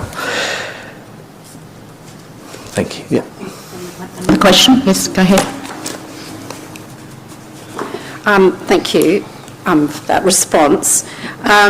I did have another question in relation to the communication, and I think I'll frame it by saying, obviously, as council was leading up to the grant application, success, all that sort of thing, we considered a few sites. I think some of the criticism tonight is around the level of investment in assessing these sites. Can you just provide some comments around, I guess, the process we normally go through for that? Obviously, Hastings Street has had a higher degree of assessment because it was the preferred site and had to go through a DA. So could I just have some comments around that? Can I just clarify in terms of the communication with immediate residents? Yeah. So what the report highlights and what our communication with residents that we've been kind of liaising with is an acknowledgement that we could have engaged sooner. Through the investigations that we're undertaking in late 2025, the state government released their social supermarket tender earlier than anticipated. We submitted that tender, and after being awarded the tender, we were required to keep that confidential. It was embargoed until mid-February. As soon as that was released, we went straight out to residents to inform them of the outcome and the kind of commitment to work with them to understand what some of their concerns would be and how we can work through those. Sorry, just a little bit more clarity there. It was more in terms of the degree of assessment of alternative sites. Obviously, Hastings Street, we've spent a lot of time and effort on because it had to go through a DA, but what about these other sites, you know? How would we normally sort of triage them before coming to a decision? Through the Chair, attachment 2 of the report captures the other facility considerations that we undertook. What we did for Aldinga Institute and Seaford Community Centre was mirror the engagement that was undertaken at Hastings. Importantly, through our investigations, we found that Seaford and surrounds was the area of high need, so that's where our focus was mainly on in terms of meeting that community need. Thank you, Councillor Platten. Thank you, Mayor. A couple of questions, if I can. How did we end up with the number 50 to 100 people in the report that will attend the site each day, the estimated number?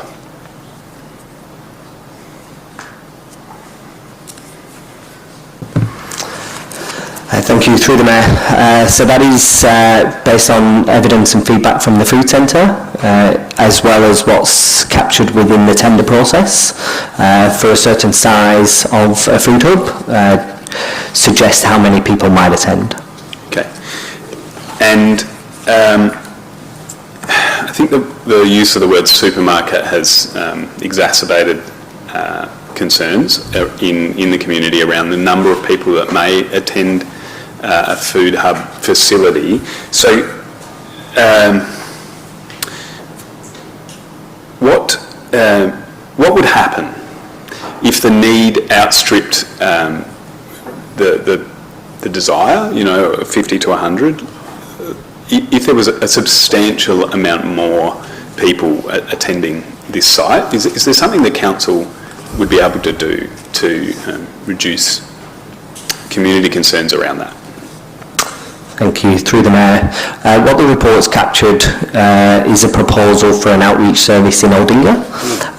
If demand was increased at Hastings Street, what we would look to understand is where people were coming from and look to expand that outreach service into other areas that could meet those growing demands. Through the Mayor, the current development approvals for the site from 2011 are for 8:30 until 9 p.m. at night, with up to 50 people at any one time, which can mean that there could be up to 600, 700 people attending a day. The new DA, which has been recently approved by CAP, has reduced that to 50 to 100. In the future, if that looked like it was going to increase, a variation application would be required before those numbers could increase. And just, yeah, okay, 50 to 100 a day. That is what the current, the recent CAP approval is for. The previous one is for 50 at any given time. Yeah, sure. Thank you. And just some further clarification around the neighbourhood reference group. So if the site was to be approved tonight, who would be invited to be part of this group? When and how often would the group meet? And how would we action concerns of residents? Thank you. Through the Mayor. Should the report be approved for Hastings Street tonight, tomorrow we would reach out to everybody on our list to invite them to the first meeting in the coming week or two, so that we can provide further information and develop those stronger connections with them. What we would anticipate is meeting at least fortnightly in the short term for 3 to 6 months as the activation of Hastings Street occurred, and then beyond that would be subject to what the need was, of course, but we plan to at least have the reference group in for the first year. Importantly, the actions through that reference group will be guided by the residents' concerns. So the purpose of that group is to hear on a regular basis what concerns they have, so that we can respond to them as quickly as we can to ensure that they're not adversely impacted by the food hub being at Hastings Street. Thank you. Councillor Dew, a question or debate? I've got some questions, please. Go ahead. Sorry, this is going to take a little while.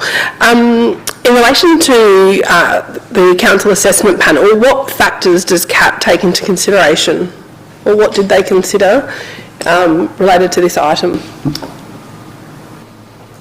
Through the Mayor, the council assessment panel must assess an application against the criteria of the Planning and Design Code. Specifically for a shop, it's things like car parking, traffic impacts, hours of operation, things like deliveries and the size of vehicles delivering, and all of those things were considered through the council assessment panel report, which is available on the website for everybody to view. Given that the proposed use is less than what the current DA allows, and substantially less traffic, no traffic report was required for this one, and the conditions of approval that were applied were reduced hours, delivery times to match those hours, there wouldn't be any out-of-hour delivery times, and a delivery size of small truck to van size, so no large trucks going to fit. And so it was, overall it was approved just based on with those conditions? That's correct. Yeah. Thank you. Thank you for that. I just wondered about community centres on council reserves or built-up areas. I'm aware from the deputations tonight there's concern about it being in such a residential area. I'm just wondering if we have a number of how many community centres are currently located on council reserves in built-up areas. Sure, through the Mayor. When we look at our community centres, youth centres, positive ageing centres, out of the 13 centres of those, there's 7 that are in or next to reserves. And of them, how many would already provide food provision? Or how many community centres provide food provision across the city? Sure. So if we're just considering our community centres, all but one provide a range of food relief, whether that's food pantries, cooked or frozen meals, free grow cards, food pantries, etc. And to expand, because obviously this is lifespan, so are positive ageing and youth centres too? Yes, through a range of, again, similar kind of models in terms of cooked food, frozen meals, grow cart. Wadley Centre, which is where Wadley Youth Centre is located, as an example.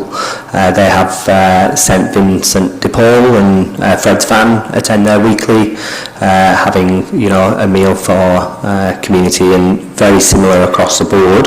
All of our community centres, in one form or another, deliver access to food relief and food services. And what does the average patron look like? Of a food hub? Yeah, of our services that are already accessing food. Yeah, look, importantly, as we've heard today, people that require food can be anybody. It can be the single parent, it can be the young person that needs help, it could be the older person with a pension, 2 adult working family, people with disability, carers, veterans. We've heard that tonight, that people that access food, it's anyone. And importantly, as we know, the cost of living pressures is critical right now. Over the last few years, we've had 10 interest rate hikes, and of course we know that there's increased fuel and food cost for communities right now. Can you talk about the value and importance of a place-based approach? Absolutely. So really importantly, what I shared earlier is that community centres, and as this food hub would be, they're at the heart of the community. So it's that place-based is about working directly in community, with community and for community. So of course, we've heard tonight that a social supermarket or the food hub should be located in a commercial environment. That's not what our assessment is. That's not what traditionally where food relief and these types of services are. When we look at all of our other community centres, youth centres, they are at the heart of community, and place-based is exactly that. It's working directly with and in community. And given we have so many residents here from the local area, I think it is important that they feel reassured. So I'm just going to go through what I've heard from the deputation and just hear out loud some of the containment, the mitigations and the controls that are being put in place. Councillor, is this a question? It's definitely a question. I was just setting context, sorry. So crime, antisocial safety and safety has come up. I wonder how council has considered that and how you plan to manage that in partnership. Sure, through the Mayor. What we know in terms of the food centres delivery is that there will be staff and volunteers on site at all times, so they will be there dealing with any community member that needs help and support. There is, of course, through the development application process, there's no evening openings. It's proposed that the operations will be Monday to Friday 9 to 5 and then 10 till 2 at the weekend. We know that through the crime prevention, as I've shared earlier, in terms of dealing with any design issues, functions of the centre itself, the reference group will be a real critical way to directly deal with any issues that come up. And importantly, I just wanted to flag, and it's included in the council report, is the Advance to Zero homelessness project that we have. And a key focus of that will be working with anyone experiencing or at risk of homelessness to ensure that housing outcomes are provided. There was a desire for us to reconsider where greatest impact is, or reconsider the location based on greater impact. I think it's pretty clear in the report, but could you highlight again why Hastings Street, why Seaford? Sure. Really importantly, page 39 of the report captures two data sets. It captures the Food Bank Hunger report that highlights the current food need for Seaford as well as Aldinga and one or two other places. It also captures an analysis of the emergency food relief offer, which identifies Seaford and surrounds as being not only in high need but has very low service delivery. In comparison to other areas, it's very different. I'll try and get faster. Traffic impact continues to come up. We've heard it have, what assessments have council done in relation to that? Through the development application assessment, the traffic impact has been assessed to be less than what is currently possible, and therefore no further traffic reports are required. Okay. And while you are still there, we heard tonight, and I have seen on email too, I think it's important that everyone is aware, why only 18 of the 60 concerns raised were... We're aware there was a petition circulating or something of the sort. Only 21 valid representations were received through the planning and design portal. Okay. Portal. And of that, 5 wished to be heard by the council assessment panel, and 3 attended the meeting and put their positions forward. Okay, thank you. Finally, just in relation to these questions, we've heard about accessibility, the bus and the footpath. Are there any creative ways that council have been considering buses and access to the site? Yeah, absolutely. As I mentioned earlier, the community transport that offers door-to-door service will be a critical aspect. We know that many people, or our investigations have found that many people will access the food hub via car. Mm-hmm. Thank you. I'd like to move into debate, please.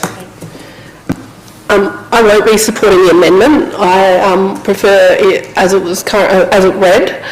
I don't think we can go back on the engagement process, which is unfortunate for residents not to have felt heard and their ideas considered from the start. Today I looked at the ABS data because I went along to, as well as Councillor Yeomans, went along to the consultation that happened at Hastings Street, and I heard from residents their concerns about the data not marrying and matching what they know of their community, so I thought it was really important to check again. And what I found was that Seaford, the definition of Seaford by the ABS is an L shape that takes into consideration from the Esplanade over Commercial Road to the train station. It doesn't actually incorporate Seaford Meadows at all. So that even Seaford Meadows would have even more concerning data than Seaford, what has been presented to us. What I found are 3 data sets that I thought was important to bring to the conversation.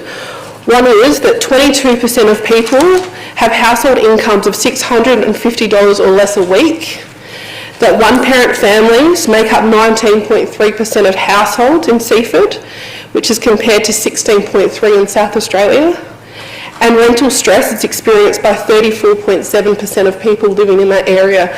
I think it goes to show that if we might not necessarily feel it ourselves, but those around us potentially are.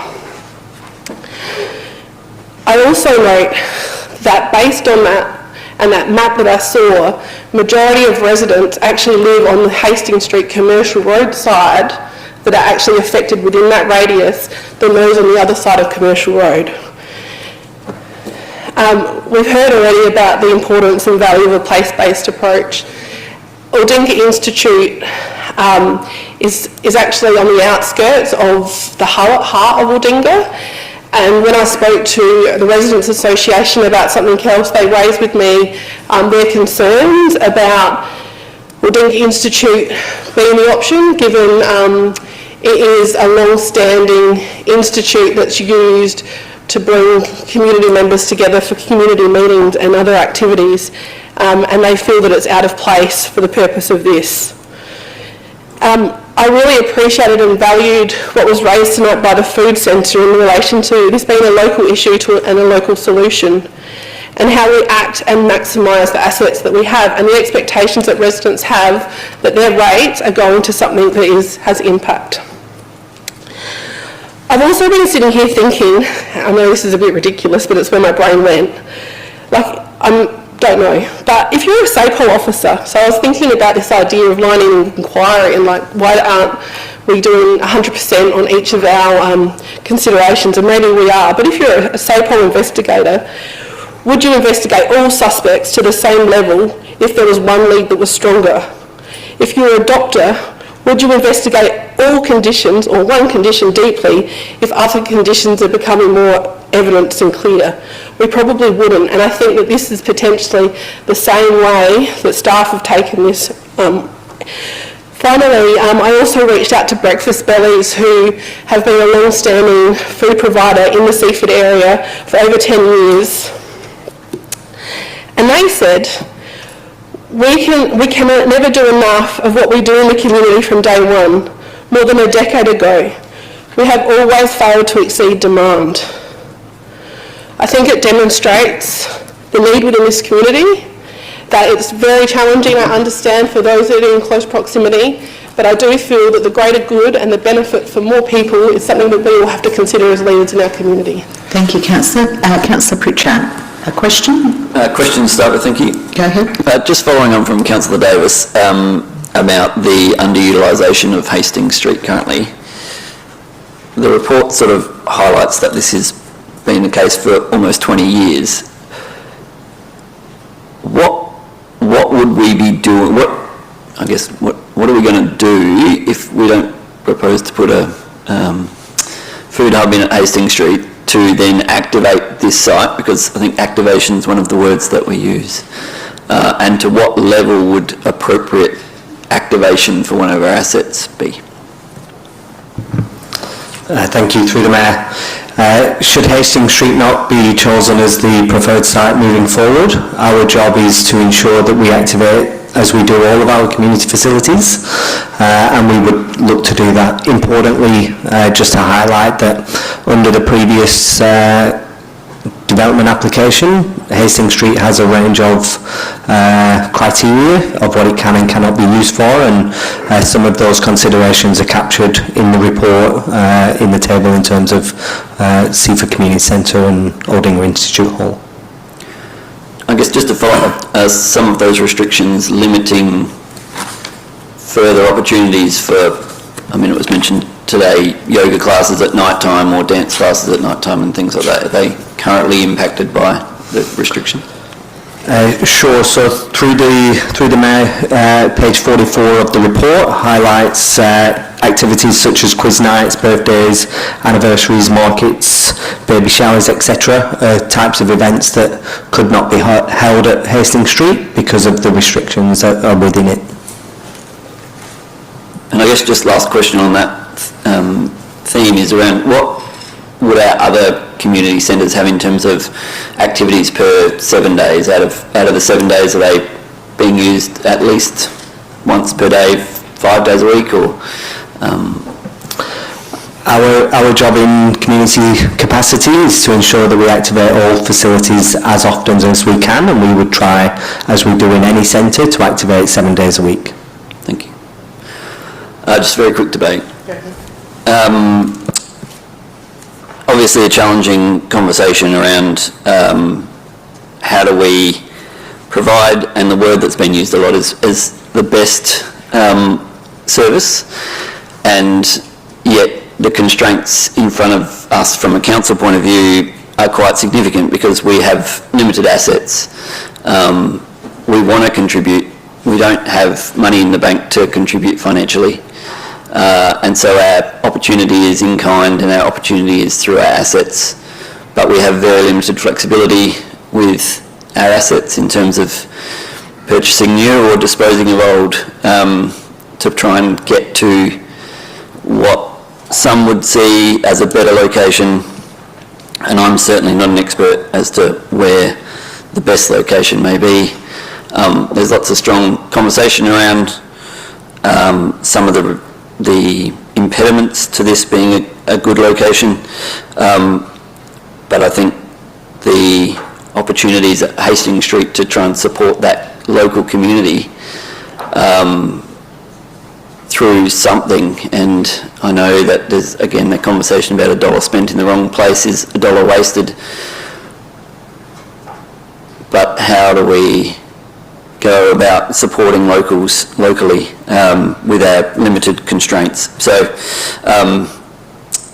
I think there's a fair bit to try and work through, and I think Council has had a challenging period through the way that this is perhaps presented to us as an opportunity through DHS and a partnership, but I think our intent to try and support as much as possible through a facility that is heavily underutilised and has been for 20 years, and we've had a lot of conversations as a chamber about surplus assets and how we can try and make the best use of them for the community. So, yeah, challenging. Thank you. Councillor Bell, a question or debate? A question to start with, please, Mayor. Just for the staff, the tender, I understand, is for 4 years. Is that correct? Yes, we've received funding until June 2030. And do we know what will happen after that? Importantly, one of the expectations is to develop a sustainable model. The DHS is working with Flinders University on a research and analysis of the model itself, and of course we would hope that the model provides a successful outcome, and we'll be advocating to the state government for continued funding beyond 2030. Okay, but it would generally allow for revisiting whether it's working at that site, essentially. Of course, and through the Mayor, the analysis and research that DHS with Flinders University will undertake will ensure that are the 3 food hubs that's being funded meeting the needs of the community. Can you describe what exactly will be the next steps other than the reference group? There seems to be a fair bit of work that may need to be done to get it all set up, and during that time, obviously, I'm assuming the reference group will be involved. Sure, through the Mayor, a range of next steps are captured within the report.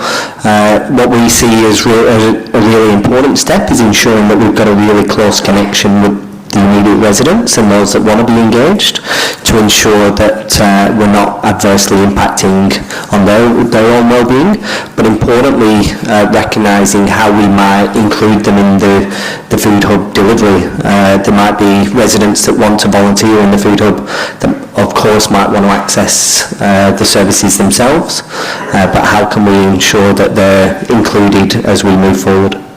Thank you. You've answered one of my other questions, but I have got another one.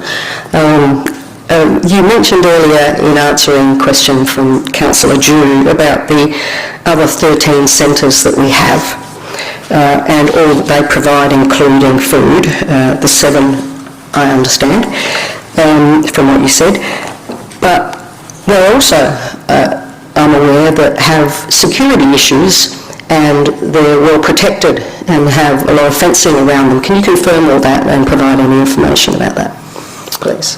Sure, through the Mayor. The design of all of our community facilities recognises the locations that they're in and I guess the needs and challenges of that community. So there's variants of security measures. Some centres are very open and others are, have fences and other things around them. Thank you. No further questions. Councillor Eaton? Yes, just a question in respect to the footpath issue. Mr. Buckle might be able to help on this one, but considering if we went ahead with this particular project, would that change the priority in respect to that footpath? And could that project be brought forward to get it done next financial year, but not to the detriment of the northern suburbs, because most of our money actually goes to the coast and the central area? Thank you for your generosity. So what I'm asking is, would it change the priority? And it could happen next financial year, but the trade-off would be another project in that area. Thank you. Thank you for your question, Councillor. So we currently have footpaths in our PCW category for the adjacent streets, Tongala and Timms, which would run a continuous footpath to the nearest bus stop. It's currently scheduled at the moment for 28-29 as detailed within the report. As part of our annual budget process every year, we review our projects, our priorities and scoring, and so a change of land use such as this, if it was supported, would trigger a review of the footpaths and the priorities and may lead to that project being prioritised and brought forward a year. I say a year because it would still take us some time for scoping, design and engagement with residents, so the soonest we would likely see that would be in the 27-28 period. That is a process we would work through, so just depending on the decisions taken. Thank you for our Councillor for Footpaths. Councillor Stafford. Yep. Just a few questions. Go ahead. I just wanted to know, was Councillor Dew sort of accurate in saying that Hastings Street stood out in sort of the preliminary sort of searching, and that's why it was perhaps scrutinised more than other sites? Through the Mayor, importantly what stood out first and foremost is the community need in Seaford and surrounds. Then our role was to consider what community facilities we had in the area and what would be more suited. Our assessment found that Hastings Street provided not only the opportunity in terms of capacity in the facility, but met all of the requirements of delivering a food hub. And so that's why it was sort of considered further than other... Correct. Yep. Does this alternative motion, because it would sort of set things back, would that threaten the external funding? That would be up for a discussion with the Department for Human Services, but absolutely it could threaten funding. Because of the sort of security concerns that were raised, if there was, whether this is at the site that we're discussing or at an alternative site regardless, would there be sort of provisions or ways that we could address security concerns and safety concerns? Absolutely, we're always open for new ideas and how we can mitigate those concerns. Importantly, Hastings Street is a community centre. The community food hub is a community centre with a focus on food. So we would manage that in accordance with all of our other community centre facilities and would respond to any issues that came up.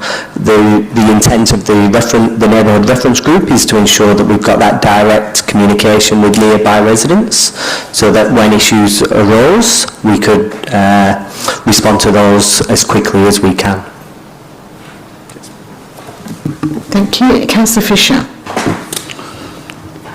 Yeah, special motion, move the motion. To move the motion, is there a seconder? We just got closing debate. We will do that, yes. No, are we moving to put the motion? I'm moving to put the motion, is that correct? Is there a seconder? Councillor Bell? Thank you, I'll second the motion. Okay, I will have the motion put. So the motion's in front of you. All those in favour? All those in... So you won't get to close debate. You don't want to close debate? Yeah, of course you... I'm putting the motion to put the motion. All those in favour? 1, 2, 3, 4, 5. Against? Let's start this again. I'm just being clear what we're doing, all right? So Councillor Fisher has invited you all to consider putting the motion. All those in favour of that? 1, 2, 3. All those against? 1, 2, 3, 4, 5. So that's lost 6. So we will now go back to the motion. I don't believe I have any other speakers. Councillor Yeomans, would you like to close debate? Yeah, will please me. Go ahead. Just continuing on where I left off, we've all heard tonight that council are committed to providing the accommodation for this proposal, and it makes perfect sense to use what facilities we have where we can. But I can't help but thinking we're trying to squeeze a square peg into a round hole just to get this going. One can't help thinking this location is the preferred site predominantly due to the current low use of the facility and the need to relocate some community groups from the Aldinga Institute Hall. I don't think this is sound rationale. If Hastings Street is low use, perhaps we should use some initiatives to better utilise the site or consider it surplus to council's needs. I understand we're not starting with a blank canvas, but we should be locating this important community service at the most suitable location, and more information that I'm seeking here will help us to make that decision. I don't think we should be rushing a strategic decision based on potential challenges. You're just trying to put me off. On funding timelines. All that's going to do is put us under pressure, and when you're under pressure, poor decisions can be made. I don't think this is kicking the can down the road at all. We need to make the right decision and be as a result of the grant funding that we're getting. And I appreciate the strong desire to get this up and running, and that's commendable. However, this requires a strategic decision where all the stakeholders, or at least as many as possible, win.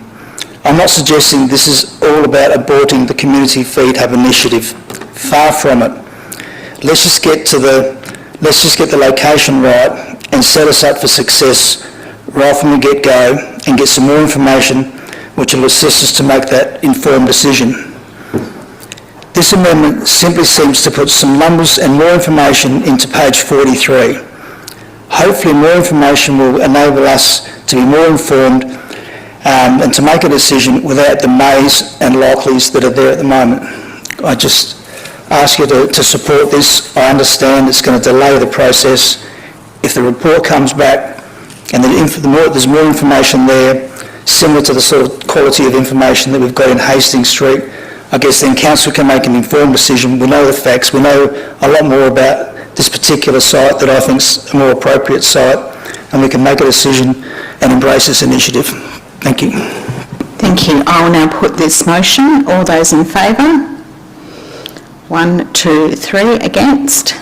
1, 2, 3, 4, 5, 6, 7, 8. That motion is lost. Councillor Dew. I'd like to put the original motion, please. Can you just double check that's the one you're intending? Yes.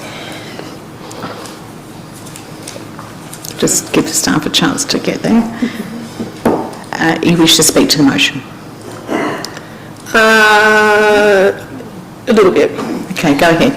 Only to recognise, I guess, the engagement of the community, and I know that it's not going to necessarily land where you wanted it to, but every email that you have sent has been read by all of us, and I do hope that if it does go through, that the offer's taken up, that we can work together for the betterment of our broader community. I've already touched on the main points for myself, but I do think that there has been rigour in Hastings Street and the work that staff have done to consider all options. We know the data, we know the statistics, we've heard directly from the experts that are delivering these services already, and I just think who am I to kind of stay get in the way of something that can benefit many people. We know through our community plan that food and housing and some of these key components of actually to live and to thrive are fundamental and are high priorities for our community, and this is something that matches this need. The final thing I would say is a $1.1 million investment in our southern region won't go unnoticed and hopefully helps to turn the curve, but not only statistically but in individual people's lives, and I know it will, so I hope you support this motion. Councillor Greaves, a question or debate? I'm happy to second the motion. Seconding the motion, I'd like to speak. Like Councillor Dew, I too acknowledge all of the comments that we've heard tonight from our representations, all of the letters, all of the information that was provided through the CAP agenda as well. What I've taken away from tonight are a few things. One of them is that, we know statistically for certain that there is a growing need in our community and that the need is greatest in this region. And I'm just referring back to some of the comments that were provided from our deputies tonight. We need a local response to a local challenge. And albeit it's not going to be the most popular place for the positioning of this particular enterprise, it is one which absolutely ticks a lot of boxes from where I'm sitting. It is central to where a large proportion of people are experiencing food stress. There aren't delivery of these kinds of services in this region. Council has an asset which is largely restricted in its use and has been for many years because of previous opposition. But Council's contribution can be this particular facility, which will see it actually meeting a lot of the needs of our local community. There is grant funding, there is partnership. It is a local response to a local challenge. Look, I don't disagree that the Alding Institute was an alternative, but I think that there were a lot of barriers to it being the best alternative, and certainly some of them have been covered tonight. Just referring back to our comments from James and Vita, this is a social enterprise, it's not a welfare depot. I would hope that in the future, should this actually go ahead, that the local community in the very region of this particular space actually is able to not only participate in how it's actually presented, but also participate in actually using the services, whether it's just catching a copper at the cafe, or should future needs be actually accessing these services.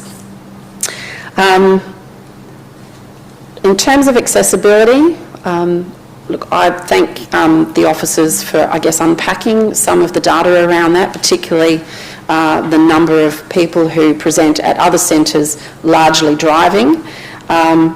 If we need to extend a footpath and we need to try and bring that forward, great. If that's going to meet the needs of those, around 10% that will access it by bus.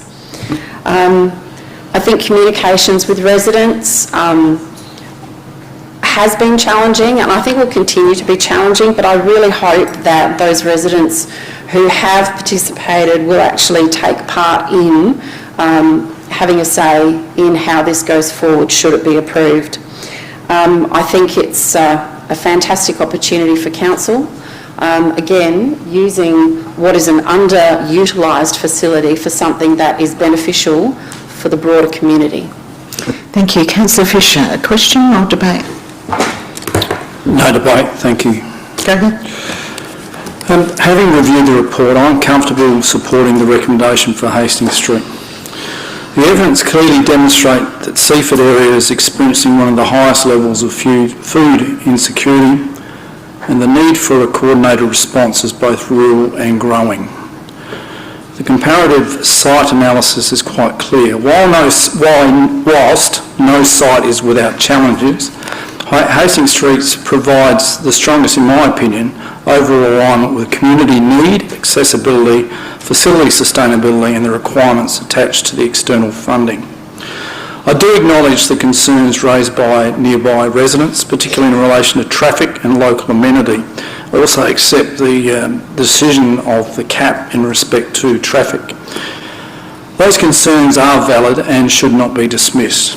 However, the development application has been assessed independently and approved with conditions confirming that the proposed use can operate within acceptable planning parameters.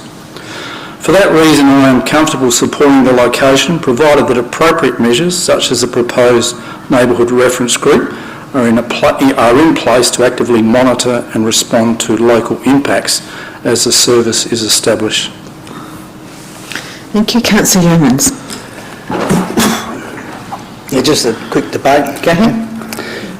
If this is resolved tonight in favour of establishing the food hub at Hastings Street, the level of resentment from the local community from the get-go won't help the situation. That's unfortunate because it's hardly fair on the members of the community that would use the service. The unfortunate incidence of graffiti at the hall is terrible and again shows disrespect to those who would be using the service. On that note, I did touch on a visit to Ranella, and whilst I was there I was approached by a resident who lived across the road from that food hub, and we had a pretty good chat, and what I got from that was she was saying, and I could quote her, I won't mention her name or anything, but she said, tell the residents of Seaford they've got nothing to worry about. Most people that come to access the food hub are elderly people, single mums, things like that. She'd lived at that location for many, many years and had not had any problems, and would actually have a problem if it was relocated. So on that point, all I can ask of local residents near Hastings Street, if this location is approved by council tonight and you've got an axe to grind, please do not take this out on the people that will be using the food hub. Please take your angst out on the decision makers, that being this council and staff. That said, I support the establishment of a community food hub, but I'm not convinced Hastings Street's the most appropriate site due to the accessibility and it being nestled amongst a very tight-knit community neighbourhood. Thank you. I just want to make a comment, Councillor Yeomans, that the decision makers are the councillors, not staff. Councillor, do you wish to speak to that? Yeah. Sorry, I need to add in, thank you Councillor Yeomans, but I don't think that we would advocate angst being taken out on councillors or staff members in terms of obligations around health and safety. There is very clear process if community members have some concerns, and I'm always happy to receive the concerns, but we certainly wouldn't condone it being taken out on councillors or council staff. Thank you. Councillor Bell, question or debate? Debate, please. Go ahead. This has been a very difficult, emotional subject this evening. I just want to acknowledge all that's been said by the community that have attended this evening, and obviously all that has been debated by the chamber tonight. It's important, as has been mentioned by other councillors, that we don't dismiss what's been said by the community. We are hearing you. We have received your emails. However, I do support this motion, and I'm confident that council will work very closely with you all, and I hope that should this motion be supported, that it will be embraced by the community and there'll be greater opportunity. We can all learn, I'm sure, from the process. It's obvious that the evidence for me is clear, as provided in the report, and that it would complement the 13 centres that we currently do have in the centre. This is a centre, or this would be a centre if it's supported, but for all community, a universal service, essentially, providing economic hardship for mental health, those struggling in need for support services, helping people in all situations of socio-economic, whether they are high or low. So I encourage and hope that this will be supported. Thank you. Councillor Dew, do you wish to close? I want to go back to the community food centre comment and just to remind us that these are already people living, breathing, working, connecting in our local community. Thank you. I'll put the motion. All those in favour? 1, 2, 3. All those against? The motion's carried. Thank you very much. I am conscious that we are well over our break time. Can I have a mover for a 10-minute break? Councillor Greaves, Councillor Themeliotis, all those in favour? Thank you very much. We'll resume at 9:25 based on that clock over there. Thank you.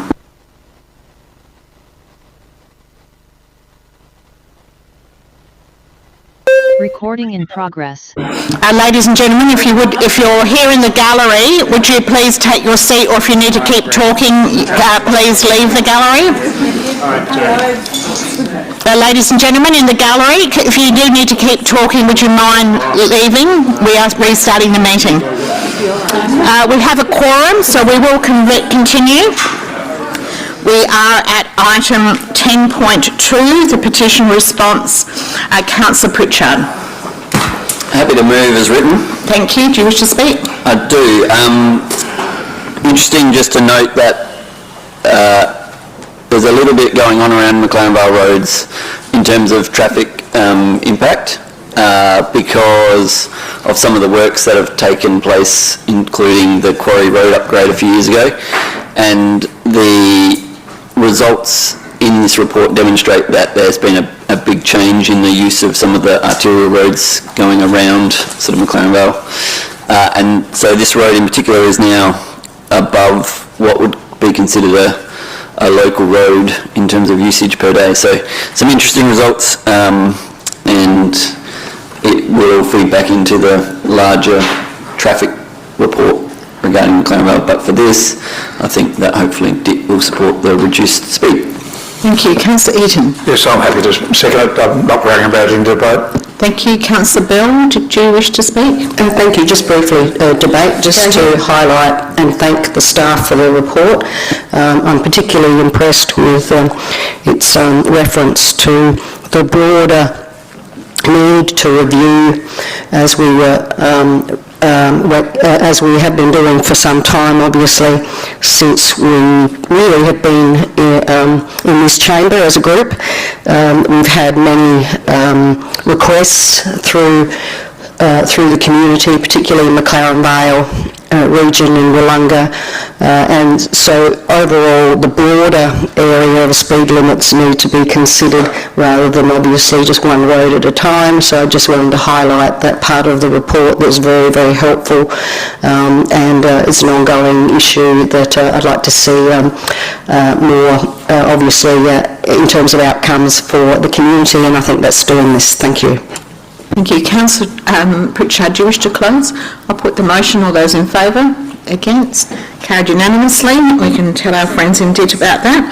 Item 10.3, the Destination Activation Grant Recommendations. Councillor Pritchard. Happy to move as written. Thank you. Do you wish to speak to them? Yes, thank you.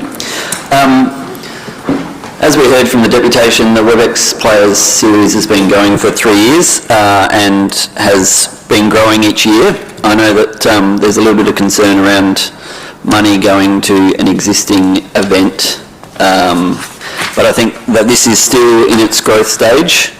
Recently, Willunga was named the best food and wine town in Australia, and we've also recently passed the RV park change of land management park for Willunga. And with regards to the Webex event, the council staff member that is the greenskeeper at Willunga recently won the award for South Australian greenskeeper. That's probably not what it was called, but yeah, so he's doing really well, Sam. With regards to this though, it is a specific grant to try and activate an area, and the Webex has certainly activated Willunga, and it continues to do so. And I think that increasing the funding, or not increasing, providing this funding to continue to grow this event is a good thing and meets this grant recommendation. Thank you. Councillor Bell. Thank you. Now just second the motion, and just generally as general comment of support. We don't need necessarily to remind ourselves, but I will, about City of Onkaparinga and Mclaren Vale being a premier food and wine tourism region, and the part of the broader Fluria Peninsula, and it's great to be able to celebrate this further. I think this will be a really popular event. Thank you. Sorry, Councillor Fisher, a question or debate? Debate. Thank you, Mayor. I'm comfortable supporting the recommendation. The application meets the grant criteria, delivers measurable tourism benefits and supports visitation during a lower demand period. It also provides strong regional exposure through national broadcasting, and whilst it's an established event, the level of benefit to the local economy and destination profile justifies the level of support recommended. I urge my fellow councillors. Thank you, Councillor Platten. Thank you, Mayor. A question or just debate? a question Go ahead. around whether we've provided funding to this event in the past. Through the Mayor, yes, we have provided grant funding in 23-24 through our grant program at the time. And can I ask how much that was? That was 25,000. Thank you. Does administration see this as a support but decrease over time initiative? Through the Mayor, we have even with this time, so what we're recommending with the 15,000 is actually less than was requested by the group. So the panel, when they've reviewed this, have actually taken into consideration the in-kind support and what we think is going to be good value for the residents as well. So we have reduced that based on the recommendation of the panel. Okay, thank you. Councillor Davis, question or debate? Question first, and then debate. Do you think that if we didn't give them the grant, they'd still come to our fantastic facility? Thank you. Through the Mayor, it's a hard one to answer, and I know the deputation that was given tonight probably didn't give a really clear answer to that. I think one of the things we need to be aware of is the contract actually specifically states that they can withdraw from the event 60 days prior if there's a lack of sponsorship that meets their requirement. So it is my understanding that they are still short at this point and they'll go to their sponsors to seek that additional funding. So there is a risk that they could pull out. Realistically, at this late stage, is it going to happen? Probably not, but there's also a risk then for future years. So that's part of the consideration with this one as well. Okay, just a quick debate. Look, I appreciate the concept and I appreciate the activation of the sport in our region, but I'm just concerned about the optics and the vibe of giving $15,000 to a sport that has a $200,000 prize. I'm just a bit confused about that, so thank you. Councillor Themeliotis. Yes, question. Following on from the question we've just had, can you let me know how much the original request was and how council saw fit to reduce that to be more acceptable for residents? Thank you. Through the Mayor, the original request was $30,000 and the panel have basically gone through and looked at what the in-kind support is around the facilities, closing the golf course and looking at those other supports, and it was really trying to get a fair result to sort of say this will give them what they need. We worked it out also over the 4 days. It works out to a sponsorship of around about $3,750 a day. So the panel sort of felt that for the activation and those sort of activities that were going to come in for an event that has approximately 4,000 people, that's where it sort of felt like it was going to be a fair result. Sorry, subsequent question. Can you let me know what sort of branding council's going to have there? Yeah, thank you. Through the Mayor, there'll be obviously things like signage. There's obviously the television rights through Foxtel and Kayo. So there's things like signage, etc., that will get branding across. Also through the commentary, quite often they'll do sort of drone shots and wide shots sort of showing the coast and the vineyards, and similar to the Tour Down Under, they'll talk around opportunities, etc., for the region. Councillor Yeomans, question or debate? Just a quick debate, please. Yeah, I support this. Look, as well as the 4,000 people they've got here that have attended the events and the broadcasting, it's important to note that the event's actually free to attend for members of the public, which certainly promotes the area and the facility. Provides competitive and inclusive golf platform, which is along the lines of what Councillor Pritchard was alluding to. It's a fairly new concept and it's growing. Nurturing emerging talent, bridging amateur and professional pathways. And in the report here, it talks about 1,845 visitor nights created in the region from the event, most of which were generated by in-state visitors. So I think at this point, and I note the concerns around the funding, but to ensure the success of this event and also ensuring that it takes place, certainly wise to support it financially just to get it up and running. And in relation to exposure, I represented the Mayor last year at the ceremony, and you certainly get an opportunity to talk, and it's certainly well promoted that the council's a big partner in this, big stakeholder in this event, so there certainly is some exposure there, so certainly urge you to support it. Thank you. Thank you. Councillor Davis, a question? Can I ask another question? You can ask a question, you can't debate. Yeah. Okay, so just to get best bang for our buck, are we going to jump on and maybe do our own social media platform to support this as well? Through the Mayor, I'm sure that we will be supporting and promoting this event, and certainly what's lovely about it is it aligns really well with the intent of the grant, destination activation, bringing people here, but it also showcases the beautiful golf course and the beautiful trees that will remain intact there, so we're very proud of it. I know there'll be other people who'll be pleased to hear that. Councillor Pritchard, used to close debate. Go ahead. Just to say that there's last year, my son's a member of Wollonga Golf Club, and the event was looking for people to billet some of the players, so be on the lookout for an opportunity to billet some of the players in the future. Thank you. I will put the motion. All those in favour? Against? The motion's carried. Thank you very much. And just also to remind us that our Sportsperson of the Year 2 years ago was Stephen Alderson, who won the All Abilities Prize, who was also a local, which was a fantastic, and received international acclaim as a result of it, and continued to build his golfing career. We are up to item 10.4, so this is page 187, and this is Councillor Pritchard. Would you like to move? Or a question? Happy to move. The motion is written. Go ahead. Just in regards to this, I think it's just important that we acknowledge there's a huge amount of work that's gone into this plan, and then there's probably more importantly, there's a lot of expectations on what this plan will produce over the next 5 years.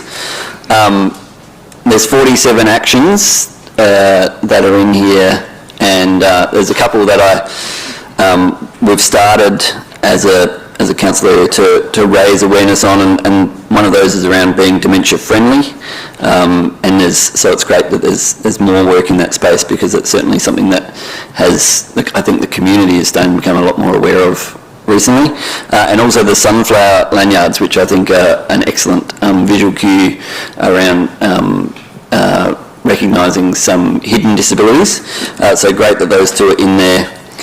I did think that some of the feedback was useful, certainly challenging the council around some of the timings, and that's great that the community think we should be doing some of this stuff quicker, so I think that that's important that the council takes that on board, and yeah, the recognition around how to engage more in the sporting context for disabled people was one of the other feedbacks. Thank you. Councillor Bell. Thank you, Mayor. I'll second the motion, and just to say a few brief words, if I may. Just acknowledge the staff and the report, and also the community engagement and the references to the improvements that will be made and considered. The plan is obviously crucial in safeguarding and upholding the fundamental rights of people in our community that are disabled, but also those who are very vulnerable. I'm really pleased with the measurable actions, and obviously overall promoting inclusion, equality, diversity, and removing barriers is really important for our community to access areas. I'm particularly pleased that obviously we're moving towards becoming a dementia-friendly society. And I just want to also highlight that councils acknowledge all the council staff and acknowledge that we have a very dedicated team who care deeply about their community and work every day to deliver outcomes for the residents. Thank you. Thank you, Councillor. Councillor Yeomans, a question or debate? Just a quick question. As Councillor Pritchard mentioned, there's 47 actions. 29 of those actions are new focus actions. So my question is, do we need to, or will we be hiring more staff or consultants, contractors to progress those new focus actions? Through the Mayor, as the report highlights, the intent is to deliver all of those 47 actions within existing operating budgets or through additional PCW applications where required, which would be assessed on those kind of through the annual budget process. Importantly, just want to acknowledge and recognise the work of Andrew here tonight. His big focus is to work across the organisation to deliver these outcomes, again, through existing operating budgets. Councillor Pritchard, you wish to close? I'll put the motion. All those in favour? Against? Carried unanimously. And I do want to, I think this is a really significant piece of work that has going to set us on fire for the rest of its time, and I really appreciate all the work that's gone into it, especially this week where we've had elder abuse and community awareness and youth and family roundtable, so it's a perfect week for us to be passing this piece of work, so thank you. Item 10.5, 249, page 249, this is the rates modelling. Do I have a mover? Councillor Yeomans, a question? Question. What are you doing? Can I ask a question as well? You can do that. You can move it and ask a question. Just in relation to rates generally, just wondering why, I'll give some explanation as to why we include growth when we're setting our rates. Yeah, through the Mayor, the growth is the rate revenue, additional rate revenue we collect from the new properties since our last rate generation. Yeah. That revenue is required to deliver those extra services to those properties. So, you know, your maintenance of your assets, your community facilities and your community services and programs. Yep, okay, thank you. Just a quick discussion. Some really good, I think, points raised in this report that helps if members of the public are keen to read it. Dispels a couple of myths as well. The total amounts of rates revenue to be raised is determined through the budget process and is not determined by property valuations. Importantly, increases in property valuations do not result in an increase in rate revenue for council. However, they do impact on which ratepayers will pay more or less relative to each other. And then on page 251, there's a really good explanation of how rates are calculated. So I think that's really important information and helps to dispel some myths around rates. So thank you for that. Thank you. Councillor Platten. Happy to second. No Thank questions. You. Thank you. Councillor Pritchard. Just a question to try and help educate as well. Can you just confirm that fixed rates and then when you have the variable rate, that's not double dipping on an individual? Thank you. Yeah, through the Mayor. So the fixed rate, it doesn't change the amount of revenue that we receive. The fixed rate just determines how much we collect through the variable component. So the higher the fixed rate, the lower we collect through the variable component of the rates. Sorry, Mayor. And can you just confirm that we can't set the fixed rate higher than 50% of the total rate? That's correct. Yeah. Thank you. Councillor Yeomans, do you wish to close? Okay. I'll put the motion. All those in favour? Against? The motion's carried. Thank you, everyone. Item 10.6. The Agri-Food and Wine Workforce Strategy, page 257. Councillor Pritchard. Happy to move. Go ahead. Obviously, agribusiness largely centres around the wine industry for City of Onkaparinga and the Mclaren Vale region, which covers all the way up through to Clarendon.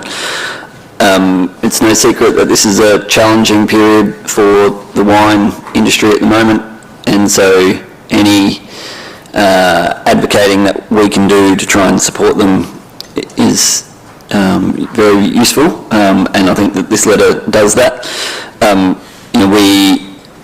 I have had meetings over the last few years with regards to how we can secure the workforce in Mclaren Vale area. The Mclaren Vale backpackers, for example, has been on the market for a number of years. It would be years now, and people that have got workforces coming in for the vintage, struggling to find accommodation for them and struggling to find the right workers to support that industry. There's been the recent announcements around the closure of the bottling, or potential closure, sale of the bottling facility in Mclaren Vale. Hardy's has transferred its working winery out of Mclaren Vale. So we are very keen. I'm hopeful that through council and state government and other areas we can diversify but still maintain Mclaren Vale as a premium wine area, and you need good workers to be able to maintain good vineyards. Thank you. Thank you. Councillor Eaton. Yes, look, I'll second it, and I certainly like to reiterate the issue in respect to our wine industry and the pressure that they're currently on. I've had discussions in the last week with the chair of the Clarendon Agricultural Bureau over that and the pressures that they're under, and the levies that they have to actually pay to state government and the federal government. And it's really tightening their budget, and wineries are closing down and wine sales are dropping. But anyway, let's get ahead with it. Thank you. Thank you. Councillor Pritchard, do you wish to close? I'll put the motion. All those in favour? Against? That's carried unanimously, and thank you once again to the staff for that important document, because I think that will help set the conditions for a lot of advocacy into the future. Councillor Fisher, item 10.7. Mayor, I move that Councillor Heidi Greaves. So that's, you're doing item 1? Item 1, yep. Please. And Councillor Greaves, will you declare a conflict of interest? Thank you.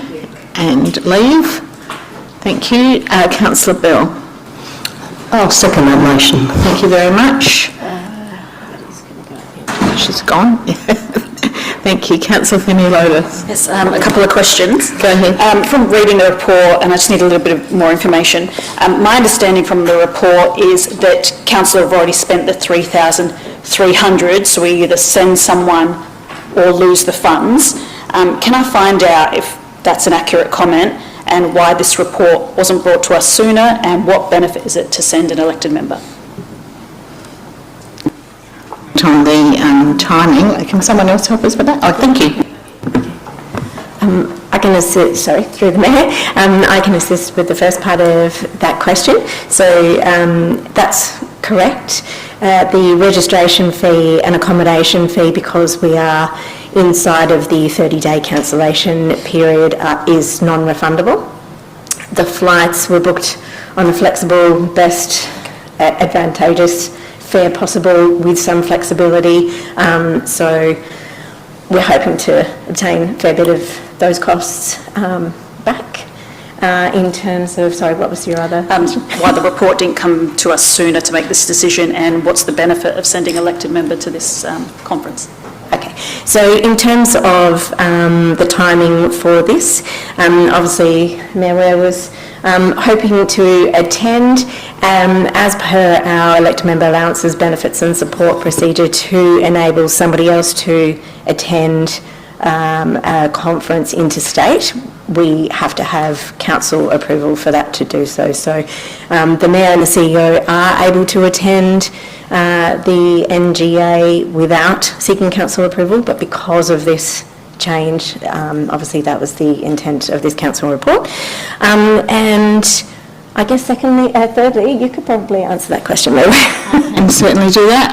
I don't know why it didn't come earlier. It's coming this time because I'm unable to attend.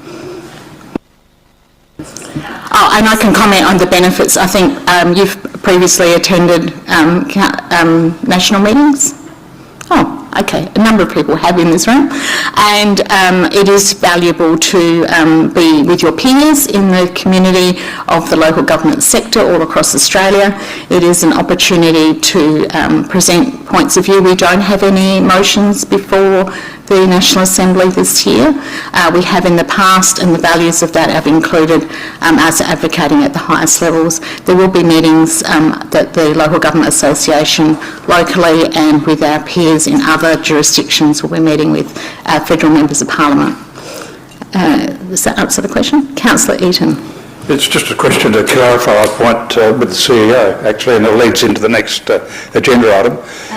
Related to this item? Yeah, it relates to it. It's to clarify a point. Okay, go ahead.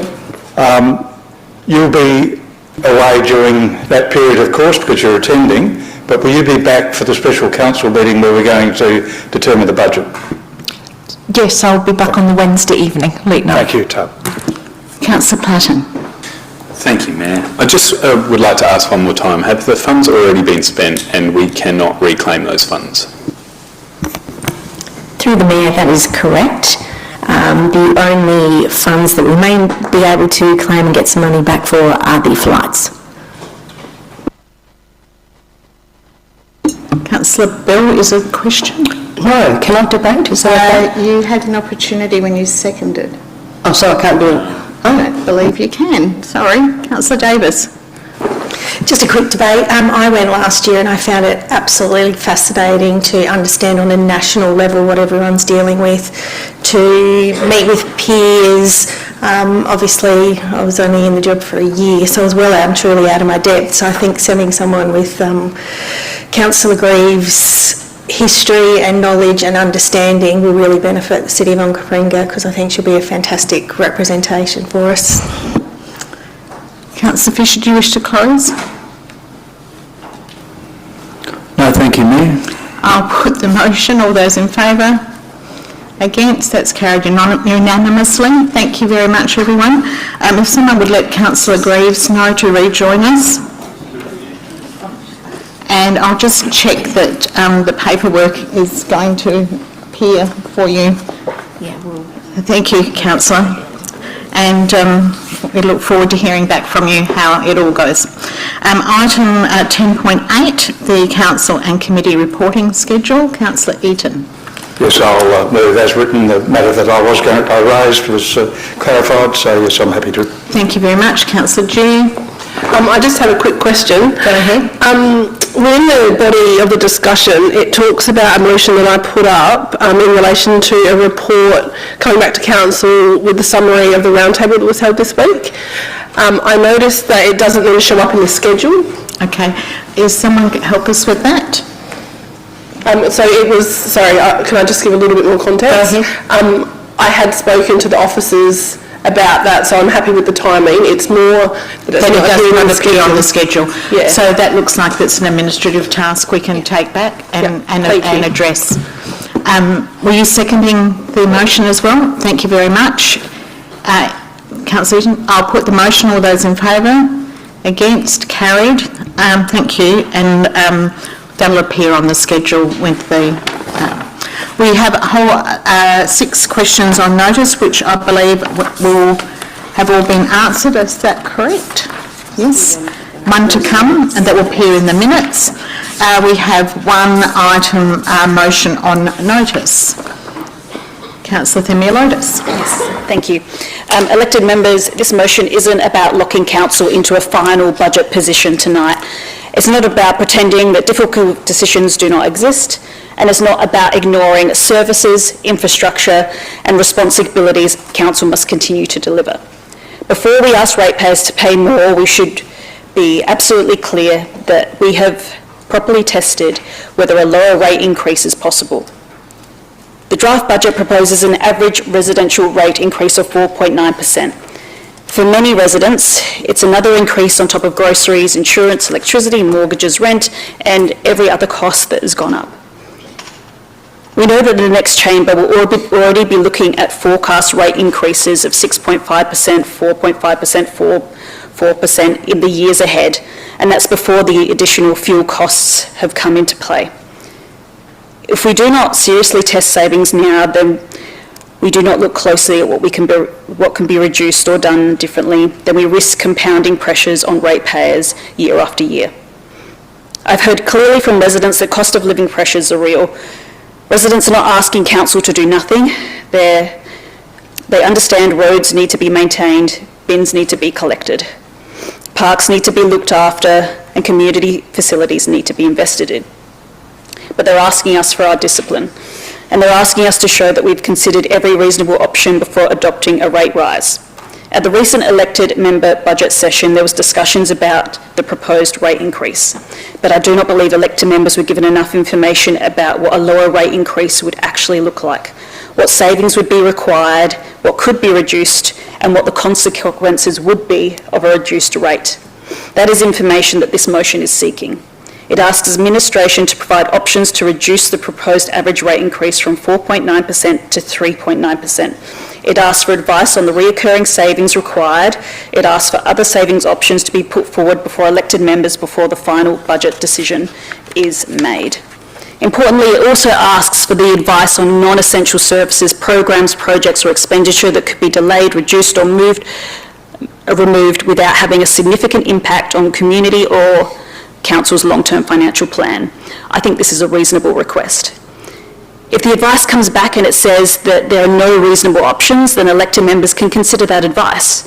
If the advice identifies savings that we should have the opportunity, then we should have the opportunity to consider them. But what we should not do is proceed to a final budget decision without that information in front of us. This motion also asks for clearer information on the rating structure across all rateable land categories, including residential, commercial, industrial, primary production, rural and vacant land. Council's rating decisions do not affect every ratepayer in the same way, and we need to understand that impact. It is also about ensuring elected members have the information we need to make an informed decision. It's about giving community confidence that council has tested alternatives. It's about showing that we do not simply accept the proposed rate increase without asking whether there are other reasonable paths available. Supporting this motion does not bind anyone in this chamber to a 3.9% rate increase. It simply ensures that we have the options, the financial advice and the impacts before us before making the final call. And given the future rate increases already forecast, I believe it's even more important that we do that work now. So I ask for your support.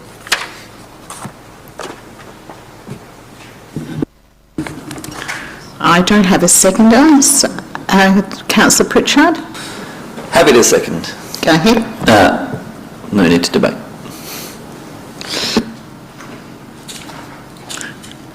Councillor Fisher? Mayor, I raise debate. Go ahead. I appreciate the intent behind this motion, particularly the desire to be responsive to cost of living pressures in the community. However, I cannot support it in its current form. The revised draft budget has already been updated to reflect the March CPI consistent with Council's stated process. That means the proposed rate position is grounded in the most recent inflation data and not an arbitrary figure. Our adopted long-term financial plan is also very clear. After a number of years of operating deficits, the priority must be budget repair, restoring an ongoing surplus and strengthening financial resilience. It explicitly recognises that increases may need to be at or above inflation in the short term to achieve that. The difficulty with this motion is that it sets a preferred rate outcome first and then asks administration to identify savings to achieve it. That reverses the proper order of decision making. The appropriate approach is to determine the services, asset obligations and cost pressures we must meet and then set the revenue required to sustain those commitments. We also know from Council's own material that costs, particularly for fuel, materials and service delivery, have increased significantly. Reducing revenue below a CPI-aligned position without clearly identified and sustainable offsets inevitably creates pressure somewhere else, whether on service, asset renewal or financial stability. I do support the objective providing clearer information to elected members, and the community on how rates impact upon different categories of ratepayers, and that would improve transparency and informed decision making. But the objective should be considered on its own merits, not tied to a predetermined reduction target that may not be consistent with the financial framework Council has already adopted. For those reasons, I am unable to support the motion. Thank you. Councillor Stafford, a question or debate? Just a question. Go ahead. That 1%, what is that in dollar terms? Do we have, thank you. So through the Mayor, 1% is $1.7 million.